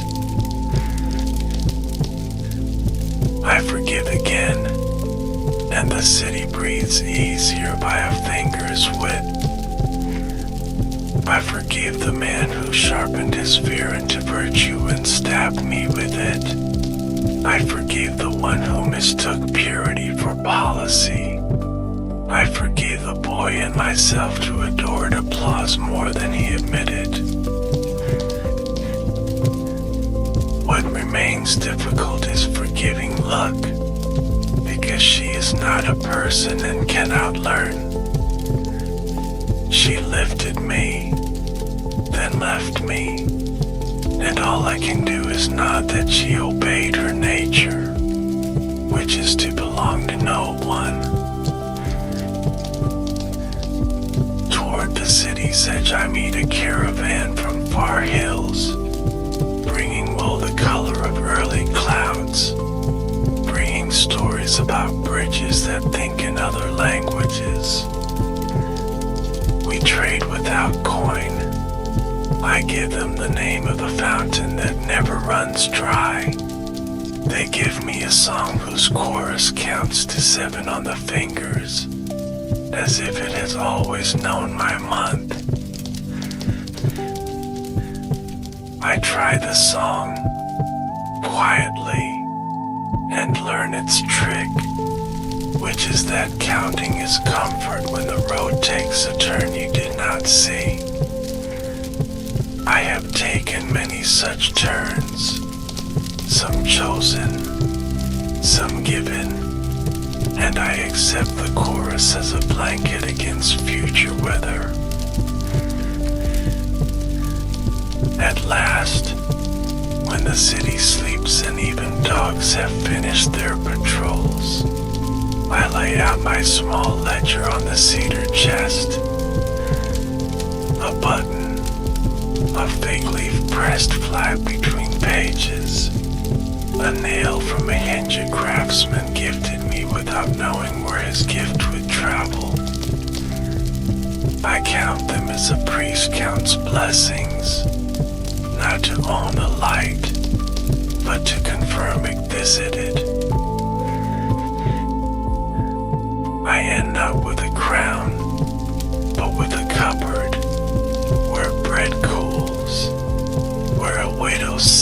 loaf waits, where tomorrow's hunger will be met by today's foresight. If there is a republic worth the name, it lives in that cupboard, in that hinge, in that calendar page turned by a tired hand that still believes in morning. So I sleep again, which here means I give the world back to itself, and trust that storms will pass, and that Rome, which is to say people counting together, will not. I wake to bells I never ordered, soft metal tapping morning into shape, and the city turns over in its sleep and remembers its chores. Dawn lists or tasks that are light, stove flame, bucket song, and somewhere a magistrate clears his throat over a docket that survived the night. I begin with the river, because the river began with me, and with those who came before me, and because water writes in a hand everyone can read. Barges shoulder past one another, ropes creak, ferrymen speak a dialect made of names and knots. I think of bridges again, the Rhine first, then every plank that dared to join one day to the next. A city is a bridge that forgot to stop, and in that forgetting learned to be generous. At the keys a clerk tallies empty, tapping wax with a stylus that clicks like tiny hooves. Oil, wine, grain, olives, the traffic of appetite. I approve the list, though no one asks, because lists are prayers disguised as numbers, and prayer is only accuracy spoken aloud. I walk uphill where money sleeps light, villas with views, atria the size of arguments. A steward waters laurel in a painted court, and I smell resin, and I think of crowns I refused and levers I accepted. The house keeps its balance, the way a jug keeps its line under a careful potter, and I blast the unseen hands that sweep before guests arrive.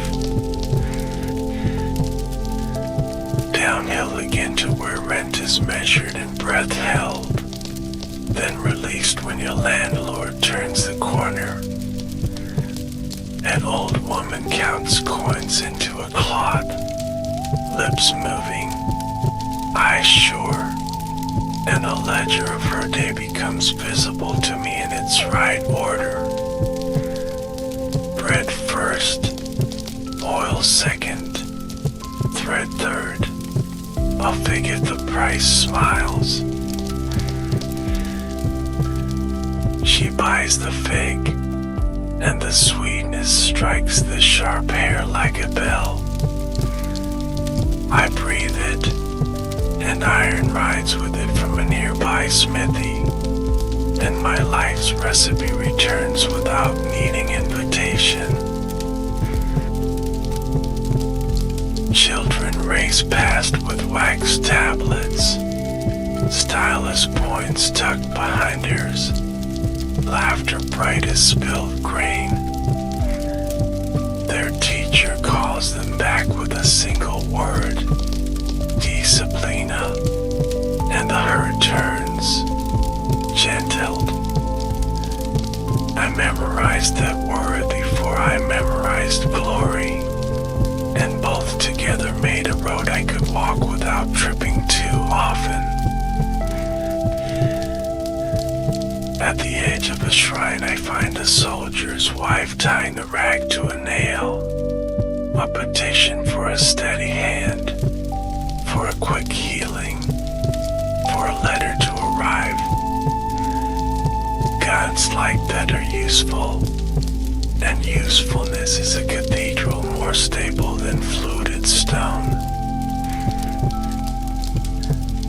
Near the market a poet recites under his breath, practicing cadence as a recruit practices drill.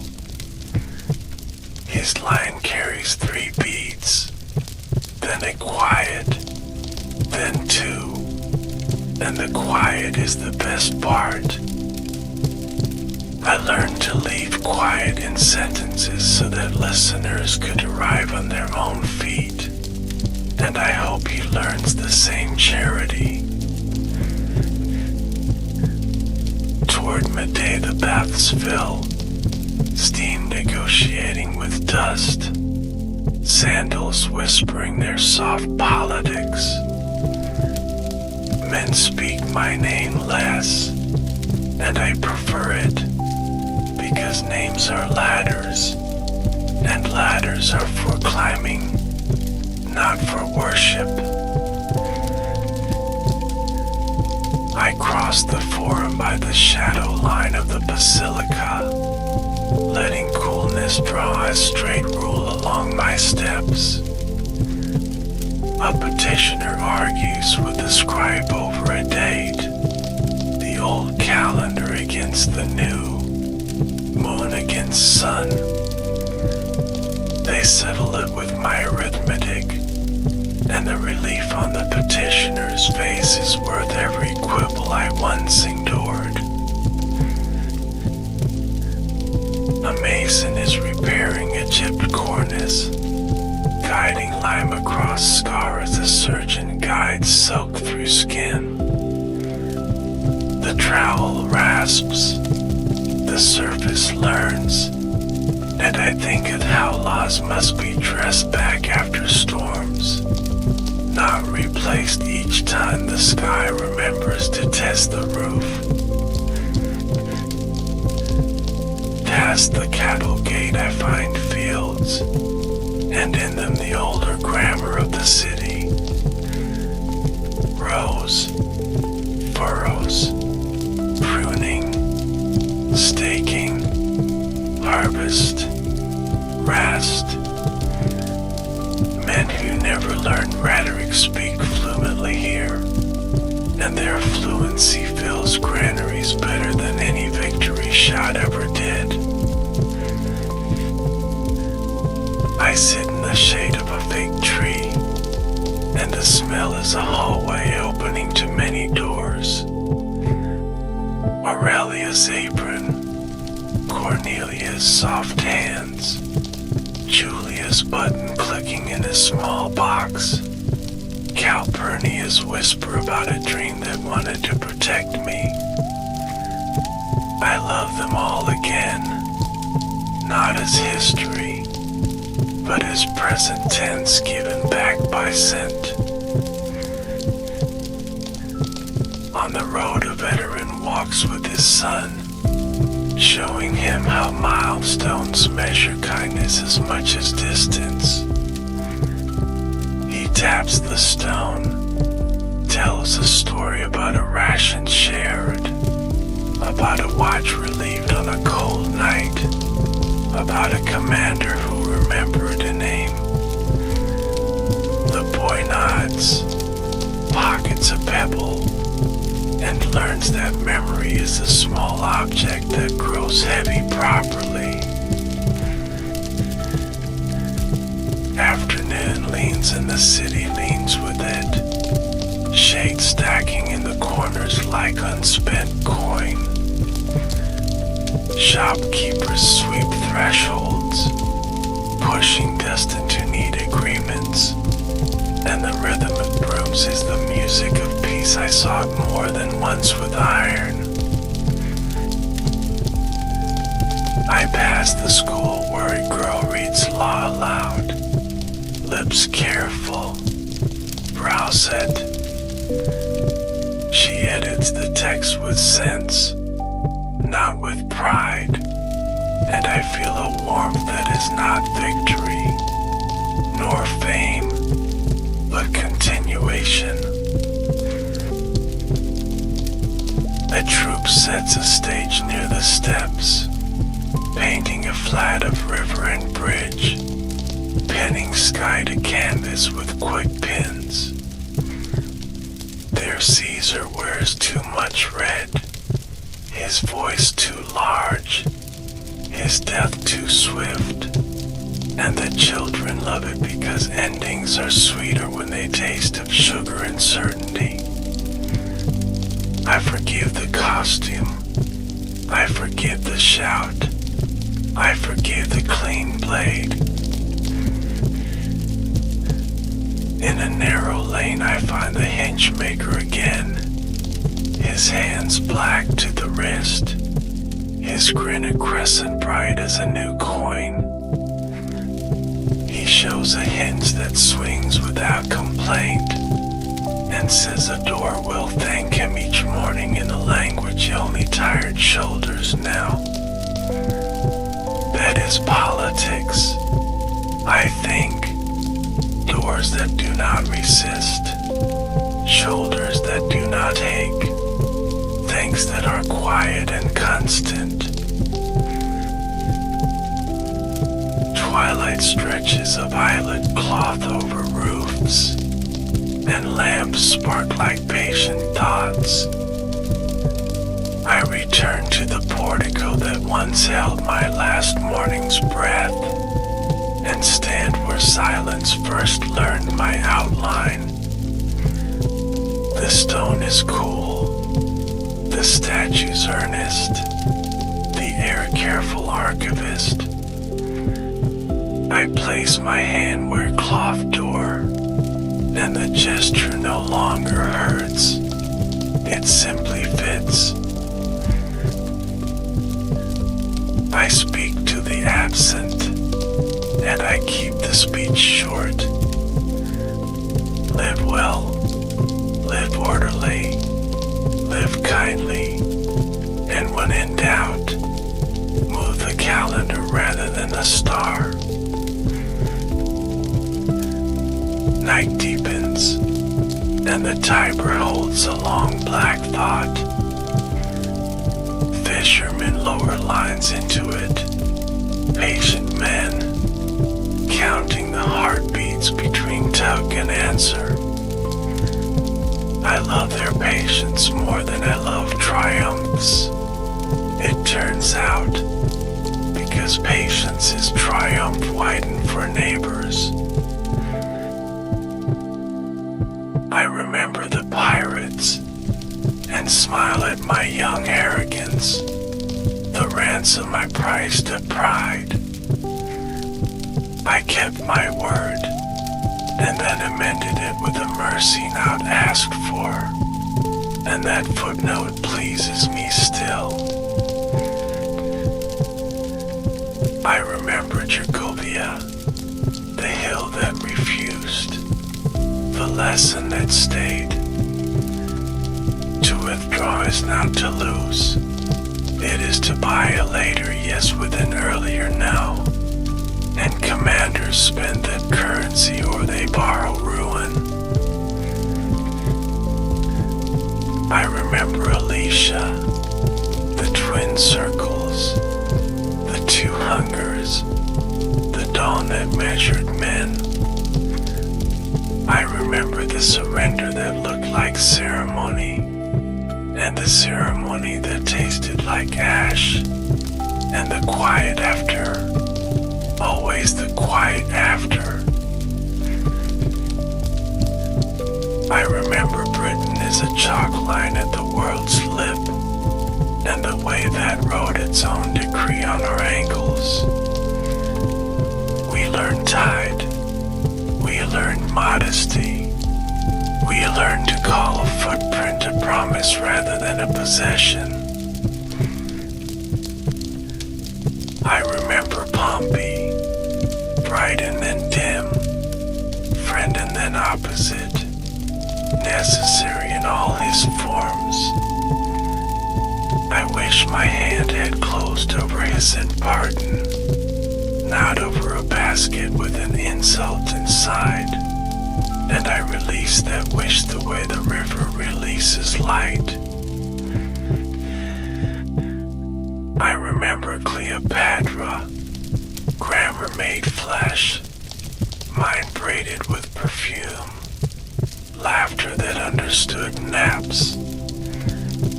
The barge was theater, but the woman was mathematics, and together they navigated more than Nile water. I remember Julia most tenderly, because a city fits in a child's palm better than in a Senate stone. The button sits where I left it, a small planet around which my better choices still orbit. The city sleeps, and in sleep it repairs its definitions. Carters dream of straight roads, bakers of leaven that never sulks, judges of sentences both fair and short. I walk among these dreams like a gardener walks among beds, pleased by what grows without boasting. In the distance a storm rehearses, muttering the old lesson in a new meter. When it arrives, roofs will speak, gutters will argue, cisterns will accept, and morning will sweep the evidence into useful places. Storms pass, Rome does not. Yes, but also this, Rome becomes, and becomes again, by the dailiness of hands that expect no trumpet.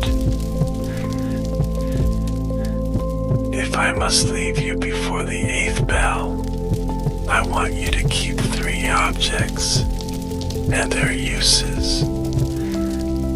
A hinge for joining argument to door, so that entry and exit are honest. A fig for reminding strength to sweeten itself, so that victory has neighbors. A button for fastening memory to purpose, so that duty cannot shrug off love. Take them, use them, lose them, find them again, as cities do, as lives do. And when you count your days, count them together with others, because the calendar is a table, and tables are for sharing. I close my circuit on the hill above the river, the same place where I began this page of breath. The water carries a soft iron today, hammering nothing, only shining. Nearby a girl bites a fig, and in the scent I hear a city choosing again to be itself. Night inks the river to a single brush stroke, and I follow it as a reader follows a line that will not end. Rome breathes in long syllables, roof to roof, dog to distant dog, wheel to stone, and the city's chest rises under the stars like a legion formed for review. I walk without feet, I listen without ears, yet I know the weight of the hour by the way ovens cool and lamps decide to remain brave. There is a guard at the river stairs, shifting on his spear as the dam climbs through leather to bone. He is young enough to be comforted by counting, and so he counts the strokes of a distant tour, counts the stars he knows by rude names, counts his breaths until boredom learns manners.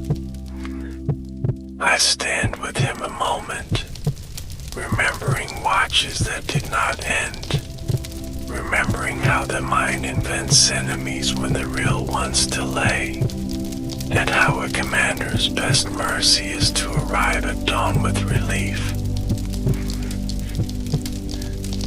Relief arrives, always, though not always as we requested. A baker pulls his first loaves, hollow at the heel like drums set to daylight, and the street learns optimism made edible. A fig merchant cracks open his fruit with a practiced thumb, proving ripeness by scent rather than argument, and iron rings a mild chord from a shop where hinges are cooled to clarity. I hold these three sounds close: bread tapping, fig opening, iron singing, because they are truer than any statue's epigram. Epigrams forget weather, and weather is where people live. At the forum's edges, scribe with crooked shoulders copies my words into a clean book, his reed sowing like a small tide. He mouths a sentence I remember drafting on a cold night in Gaul, when a horse steamed outside the tent like a kettle and the leather door snapped against its foam with each gust. I wrote it curt, because cold made ornaments expensive, and he copies it curt, because clarity still buys speed. What is clarity but a kindness? Command taught me that, parenthood taught me more. Death sealed the lesson with a calm wax. Men will forgive many edges if the sentence delivers them across the river without wetting their packs, and citizens will forgive many decrees if the day ends with bread and safety. In a shaded toward a magistrate weighs 2 petitions. The parchment's crisp at the corners where nervous hands have overfolded. One pleads custom, one pleads need, and law stands between them like a bridge that must not favor one bank's reflection. He rubs his brow. He remembers the calendar I straightened, and he measures his verdict against noon rather than against applause. I approve the turn of his head, the quiet he holds before speaking, the way his hands remain visible on the table. Power should keep its fingers where the city can count them. Otherwise, even mercy looks like theft. South of the market, where streets remember goats more than carriages, a woman seasons a pot with bay and patience. She stirs clockwise for luck, counter for balance, and tosses in a fig cut fine as a rumor, which darkens the broth until it smells like evening. Her child sits nearby mending a toy cart with a bent nail, learning that iron can be persuaded by small taps, which is the city's lesson in miniature.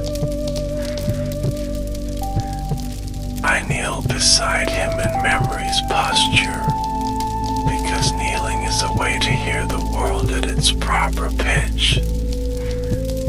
The nail resists, then yields, and he smiles the smile of a commander who has captured something he intends to treat well.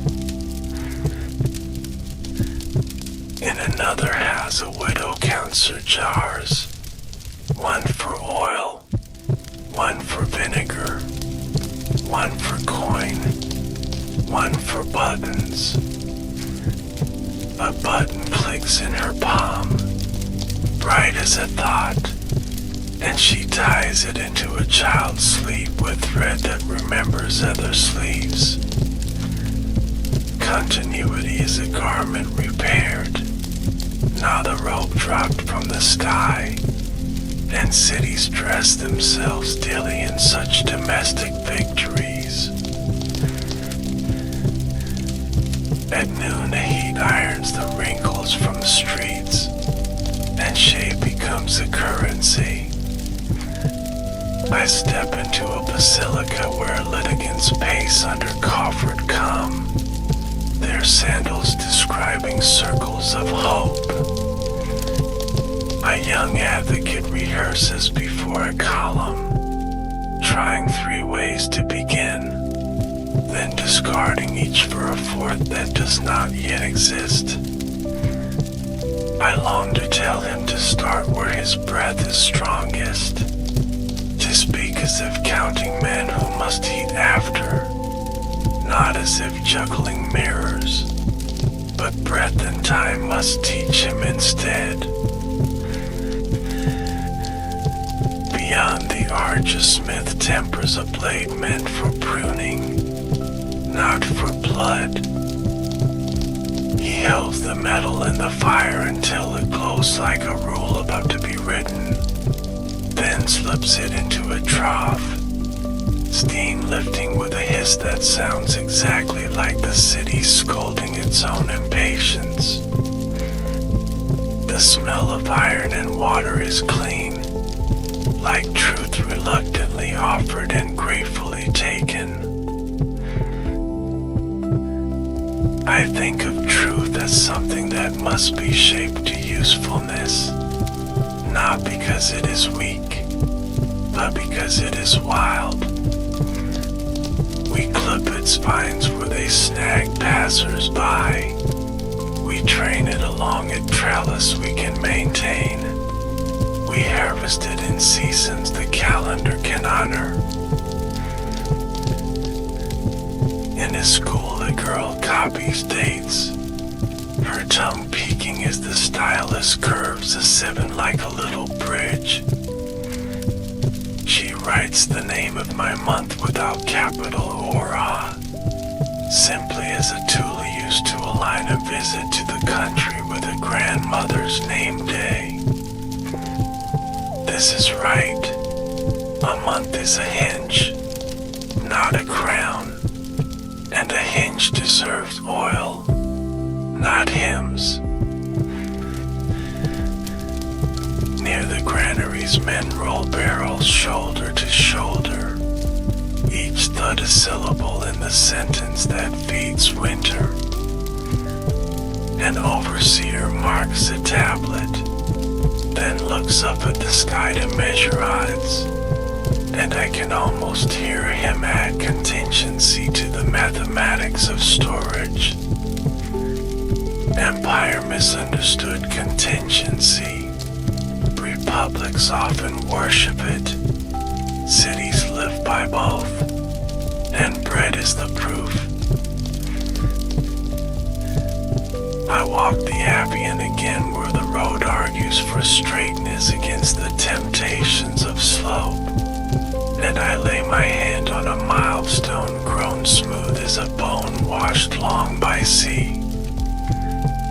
Every distance that matters is also a promise kept, here to there, now to later, hunger to meal.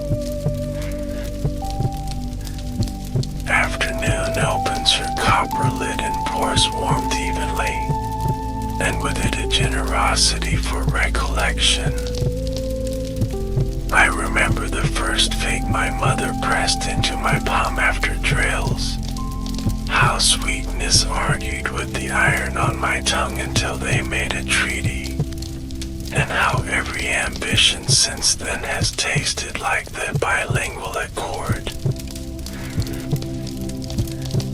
I remember too the first time a crowd answered me as one body, a sound you feel more than hear, a wave that lifts you whether you consent or not. I learned to distrust that lift, not to refuse it, but to insist on naming its direction, because waves that love you also love cliffs. Shadows lengthen, apprentices sweep, the city begins its evening arithmetic. A troupe sets a stage with painted flats of the Rhine and a ridiculous bridge, each beam too neat, each soldier's cloak too red. I smile at the error, because theater lies properly when it converts event into fable, and children learn faster from bright mistakes than from shaded accuracies. On a bench a veteran folds a letter he cannot read, but has memorized by its creases. He presses it into a younger man's hand, asks for the words, and the younger man reads them slow so that pride can nod between sentences. The letter says a field has accepted seed, that rain has kept faith, that a dog remembers his master's whistle. I do not weep, because the city prefers composure, but something in me widens like a door that finds it has been greased in secret. Grease is love, hidden in hinges, and where hinges work, quarrels must choose other occupations. Twilight brings a procession I did not order, boys with flashlights rehearsing some small festival that will never earn a name in books. They chant a line that counts to 7 and back again, a numeracy of joy, and a girl carries a basket of figs as if she carried an ordinance about gentleness. The air is almost blue enough to drink. The iron smell from a forge becomes polite, and the city's outlines soften to the forgiveness hour. Forgiveness hour is when I return, as I often do, to the portico where men once mistook fear for patriotism, and I place my palm on the stone that learned my last posture. I tell it quietly that I understand now more than I did, and that the understanding favors no faction, only the children whom will one day meet bridges. Night descends full, lamps beat the streets, and windows teach constellation to those who do not care for stars. I pass a doorway where two lovers speak future in a grammar entirely their own, and I bless their exaggerations, for exaggeration is how the heart drafts the first copy of courage. Across from them a mother braids a child's hair damp from bath, fingers quick, mind already listing tomorrow's purchases. She knots a ribbon with the precision of a treaty, and tucks a button in a pouch sewn inside the child's tunic, a private insurance against the day's unbuttonings. Farther on, the hinge maker closes his shop, palms black, shoulders soft with fatigue he will later call satisfaction. tests the new door once, twice, listening for complaint and hearing none. He smiles with a craftsman's theology that salvation is a door that does not wake the child. Inside a narrow house, a map is unrolled across the table, corners stained by cups of water and wine. A young surveyor traces a proposed road with charcoal, avoiding a marsh, courting a ridge, and whispering to himself the small prayers engineers use when they pretend they are not praying. I watch his hand hesitate, then commit, and the line he draws will one day carry wheat and rumors in a soldier who needs a familiar path home. The city cools, wine cools, tempers cool, and alas thou finishes the day with a signature no one questions. I take out my small ledger on the cedar chest that follows me wherever I tell it to be, and I count again without shame. One hinge for doors and decisions, one fig for sweetness licensed by labor, one button for fastening memory to motion. I add a fourth today, a thin strip of parchment cut from a child's practice sheet, where the numbers 7 and 8 sit politely side by side, each a little crooked and therefore alive. I slip it between the cedar pages, and I feel the book accept the new member with a rustle of consent. What remains to tell? That storms still pass, that Rome still does not, and that between those two certainties there is a vast meadow of choices that look small to everyone except the one making them.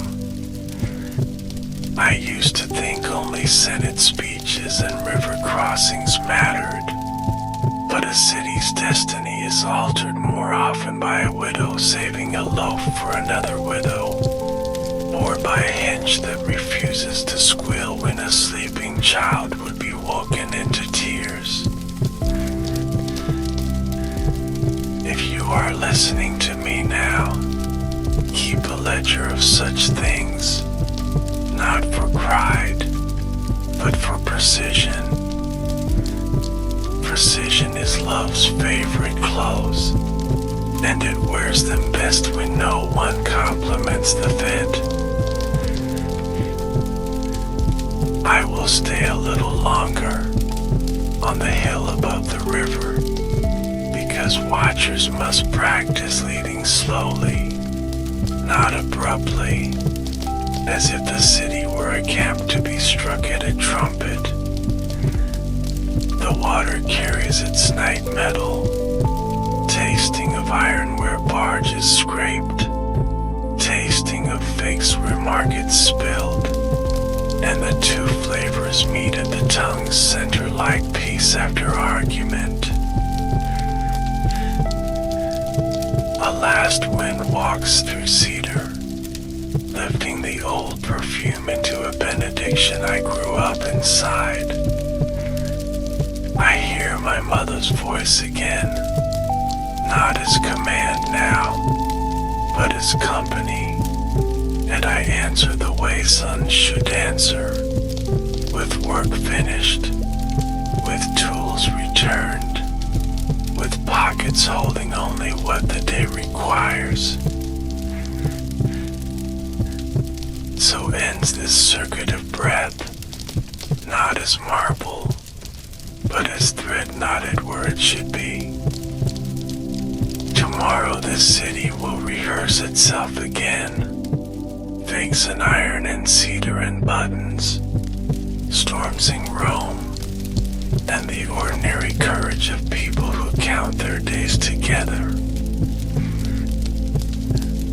Dawn lifts like a careful lid, and the city exhales the sleep it hoarded for courage.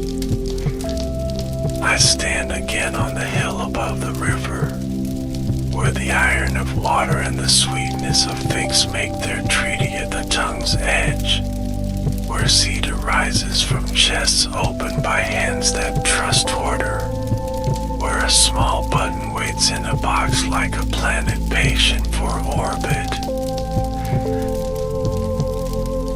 If I were to tell you a last lesson, I would not set it in a senate, nor on a field, but in a kitchen at first light. A widow needs thumbs firm, folding yesterday's leaven into today's flour as if braiding ours. She adds a pinch of salt measured on the nail of her thumb, a habit older than any decree, and the dough remembers to rise because remembering is its job. Cities rise the same way, by memory worked into morning. I had once thought they rose by clamor, by drums, by proclamations that teach marble to echo. But the truer verb is need, not shout, not conquer, need, until he can make of patience the bread of safety. Walk with me to a street where shutters wake like eyelids, and sellers square their tables to the calendar. A smith hangs his apron, black to the thigh, and lays his hand on the anvil as a farmer lays his hand on a mealie, with gratitude disguised as routine. He heats iron until it blushes, then cools it into the shape of consent, a ring, a nail, a hinge, each a promise that things will meet and hold. Nearby a girl bites a fig and counts on her fingers, 1 to 7, then back. Her mother turns the page of my month without ceremony, the way one turns a pillow to the cool side, and plans a visit to a cousin now reachable because roads decided to be firm. If greatness survives, it does so by becoming furniture, not spectacle. A still that never wobbles is a more honest empire than a triumphal arch that startles pigeons. I had learned this late, and I want to learn it earlier with you. So I lay up my small ledger on Aurelia's cedar, and we will balance one more day together. First entry, the hinge maker's laugh, bright undersoot. He tests a door twice, and the door answers with silence, which is gratitude spelled in wood. Second entry, the widow's saved loaf, a civilian act more durable than legions, because it repeats without banners. She will do it again tomorrow, and the day after, and the appetite of the city will be convinced that it is loved. Third entry, the button rethreaded into a child's cuff, fastening attention to motion. If I have a theology, it is this: secure the small before you aim at the vast, because the vast is made of smallnesses kept faithful. Fourth entry. A clerk who writes the date correctly and spares a farmer a week of confusion. The Julian sun is indifferent to flattery, but it smiles at accuracy, and accuracy returns the smile by making granaries open at the right morning. I continue down the street, past a fountain where coins learn patience under green water. A boy tosses a token and wishes for a horse, then changes his wish to a new pair of sandals when he sees his sister's strap frayed. He is learning government, which is merely the sequence in which love spins. At the basilica, a young advocate stands before a column, squaring his shoulders to words that will soon wear other men's names. He rehearses a beginning 3 times, then finds the version that does not admire itself, and I nod, because truth prefers sentences that look out the window while they speak.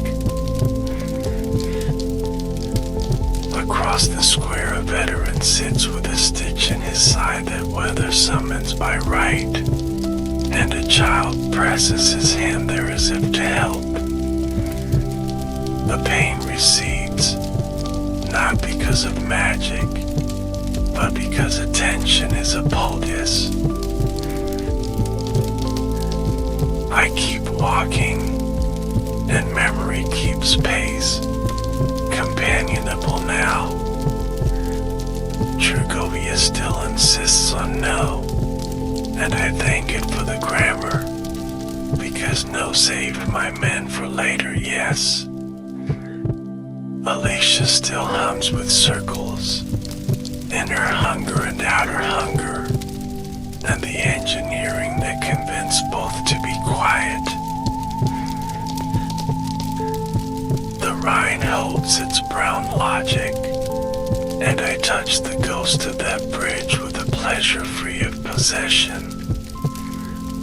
A plank is a sentence, a pile is a paragraph, a span is an argument that ends in handshake. Britain wades beyond shock, less a conquest than a curiosity satisfied. Tides recite their lesson again, about humility written twice a day in foam script, no general edits. Egypt returns in perfumes and arithmetic. Cleopatra's laugh solving the problem as elegantly as a theorem, and I accept the memory without adding gold leaf. Some scenes are already carved deep enough. Further chiseling is vanity. In the alley of tools, the hinge maker offers me a nail out of habit, not seeing me, a generosity that amuses the gods when they are gentle. I take it in spirit and set it on the cedar page with a fig leaf and the faithful button, a trinity of continuance with a 4th member invited for company. Afternoon presses warm coin into the palm of roofs, and arguments soften at the edges.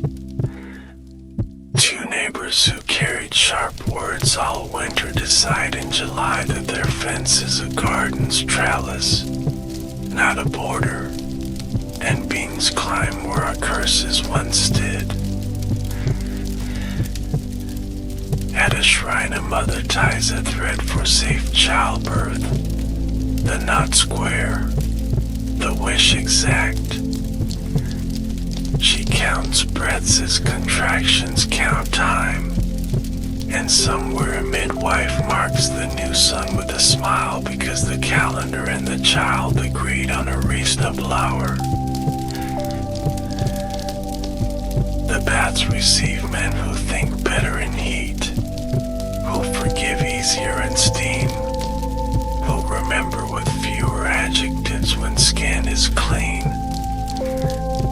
I like that economy, and I borrow it for the remainder of this telling.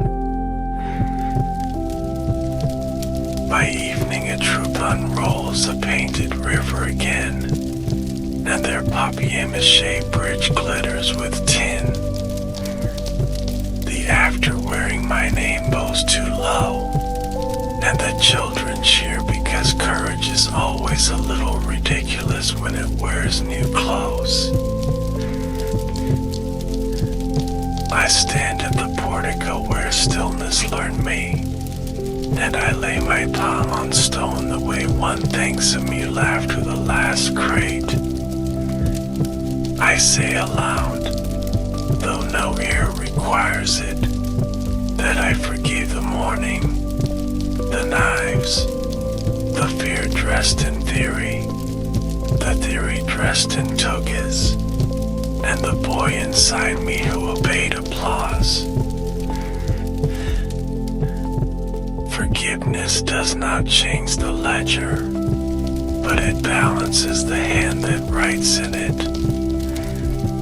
My hand steadies, and the city's outline sharpens kindly, as if the air adjusted its lens in respect.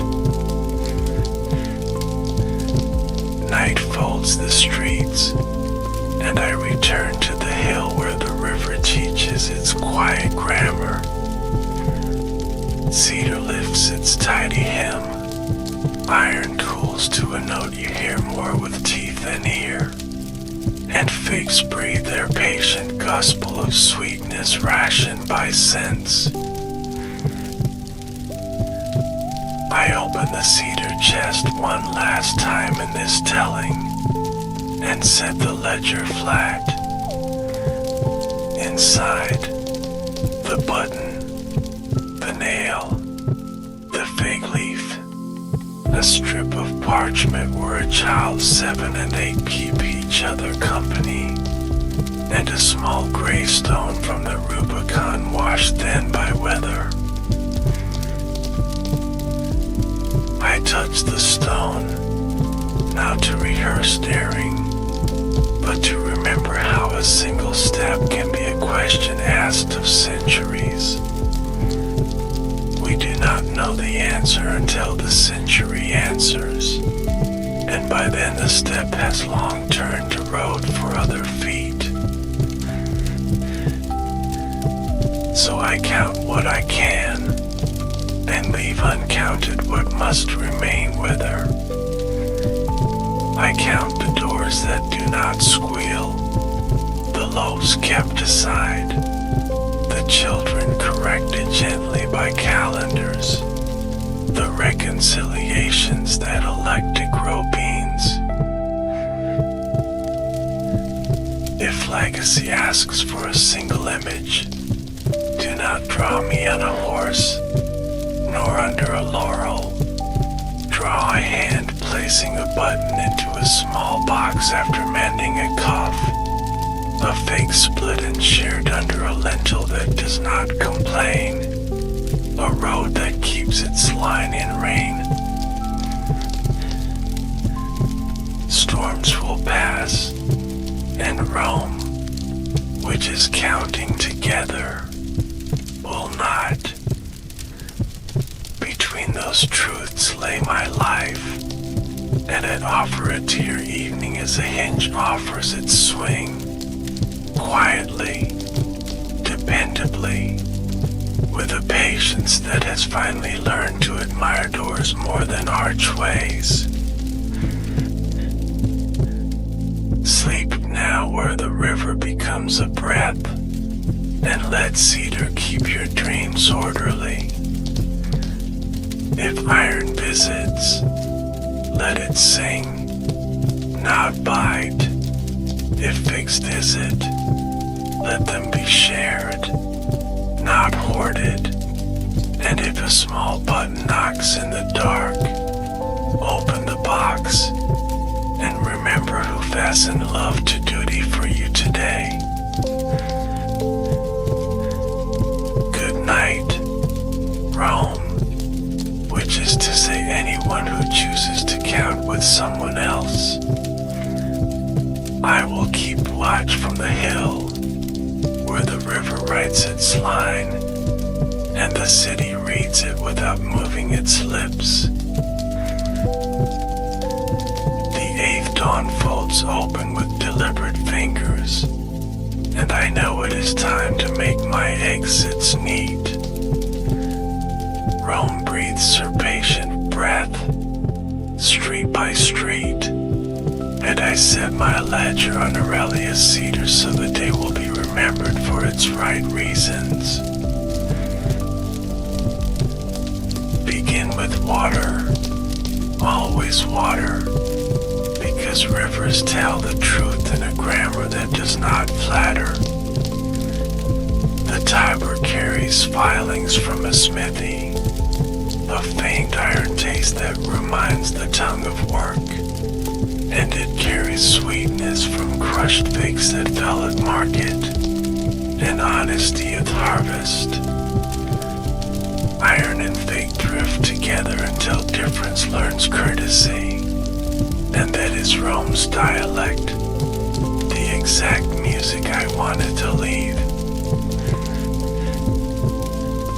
I walk the city once more, as a gardener checks borders before night, not to claim, but to bless. The hinge maker raises his door, and its consent is silence, which is the only applause a door should seek. He wipes his hands, black to the wrist, and grins as if he had conquered something large, though it is only friction agreeing to behave. At a fountain an old soldier cups water, drinks, and for a heartbeat becomes the boy he was before oaths. His daughter traces the letters on the milestone nearby and reads them aloud as if unrolling a road with her tongue. I feel the stone listen, surprised to be read like a book, pleased to be useful again. In a kitchen the widow I keep noticing dusts flour from her hands, checks the saved loaf, and nods once, the exact nod by which cities survive winters. She lifts a fig for later, wraps it in cloth, and I understand that charity is the only luxury that multiplies when divided. A schoolroom hums like a hive, styluses tapping wax, numbers bending into obedience. A girl writes my month without reverence, only accuracy, and that unceremonious fidelity pleases me more than laurel. Under a portico a young advocate breathes through his first argument, edits once, twice, removes the ornament he had loved too much, and leads a sentence that walks on its own legs. I salute the restrained, for restraint is the geometry of justice, and geometry is mercy's scaffolding. At the edge of town vines lift their small hands to the trellis, asking only line and sun. A child carries water that mirrors the sky in a wobbling blue oval, and the day steadies itself by admiring his care. I find again the stone of the theater of Pompey, cool, unoffended at last, and I place my palm where cloth once tore. The stone does not remember anger now, only weight, and weight is honest, and accounting without adjectives. Forgiveness is not theater, so I keep it spare. I forgive the morning, because mornings cannot promise to be kind. I forgive the men, because fear has its own cunning. I forgive myself, because ambition is a river that will drown or irrigate depending on banks. Now the ledger, one last time, with the care of a clerk who knows posterity peeks over his shoulder. Hinge, present, oiled, swings true. Fig, present, ripe, shareable. Button, present, threaded, fastening love to duty. Cedar, present, keeping order for moth and from sentimentality's mildew. I add the Rubicon stone, gray and smooth, not to brag on crossing, but to remind the living that every border is also a question. If you cross, carry bread for those who must follow, and if you do not cross, keep the bridge swept for the day courage arrives late. Afternoon spreads its copper, and Rome grows generous with shadow. In those long reaches I walk to a poor street where girls string buttons as games, teaching each other arithmetic with thread. 7 red, 1 white, start again. Their laughter keeps the calendar from becoming a tyrant, because play teaches obedience without humiliation. By the river a smith draws a blade that is not for killing, but for pruning, and the steam's hiss pronounces a reconciliation between heat and purpose. The smell of iron and water rises, the old perfume of clarity, and I taste in it every narrowly avoided cruelty I chose to avoid. Toward evening a troop arranges their painted bridge again, and the children cheer when the actor with my name misjudges a gesture and laughs at himself. To laugh at oneself is a larger triumph than any general's parade, and I count that lesson paid. Twilight braids lamps down the streets, and the city becomes its own constellation.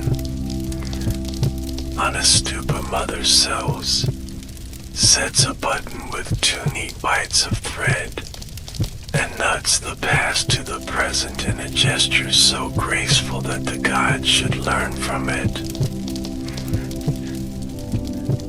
Night comes, and with it the old sentence, storms pass, Rome does not. I add an amendment. Storms pass because people stand in doorways and share roofs. Rome does not because people count their days together without hoarding them. I return to the hill above the river, the place that has learned to be my punctuation.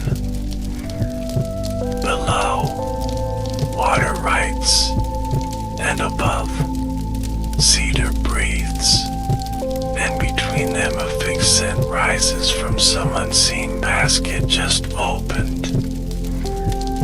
I set the ledger on the chest, align its corners, and close it with the humility taught by hinges. Listen carefully now, not for trumpets, but for the smaller sound of a life completing its pattern. The door swings without complaint, a loaf is saved, a button clicks into its home, a calendar page lifts where a careful finger has found the edge. I will leave one image and leave softly. A child stands at dusk on the hill where I stand, holding a fig in one hand and a small nail in the other, breathing cedar from a house behind, watching the river take iron light west. He asks nothing aloud, and yet he is answered, because the city has been arranged to say yes without speaking. Sleep in that answer, Rome, which is to say whoever will count with another, and remember that sweetness and structure share one table. When storms arrive, stand in the doorway together, pass the fig, oil the hinge, fasten the button, and wait until the city remembers its meter. Now the river dims to ink, the lamps settle to their patient stars, and the cedar chest keeps the ledger safe. I turn once more to the place where breath becomes quiet purpose, and let the purpose remain after me.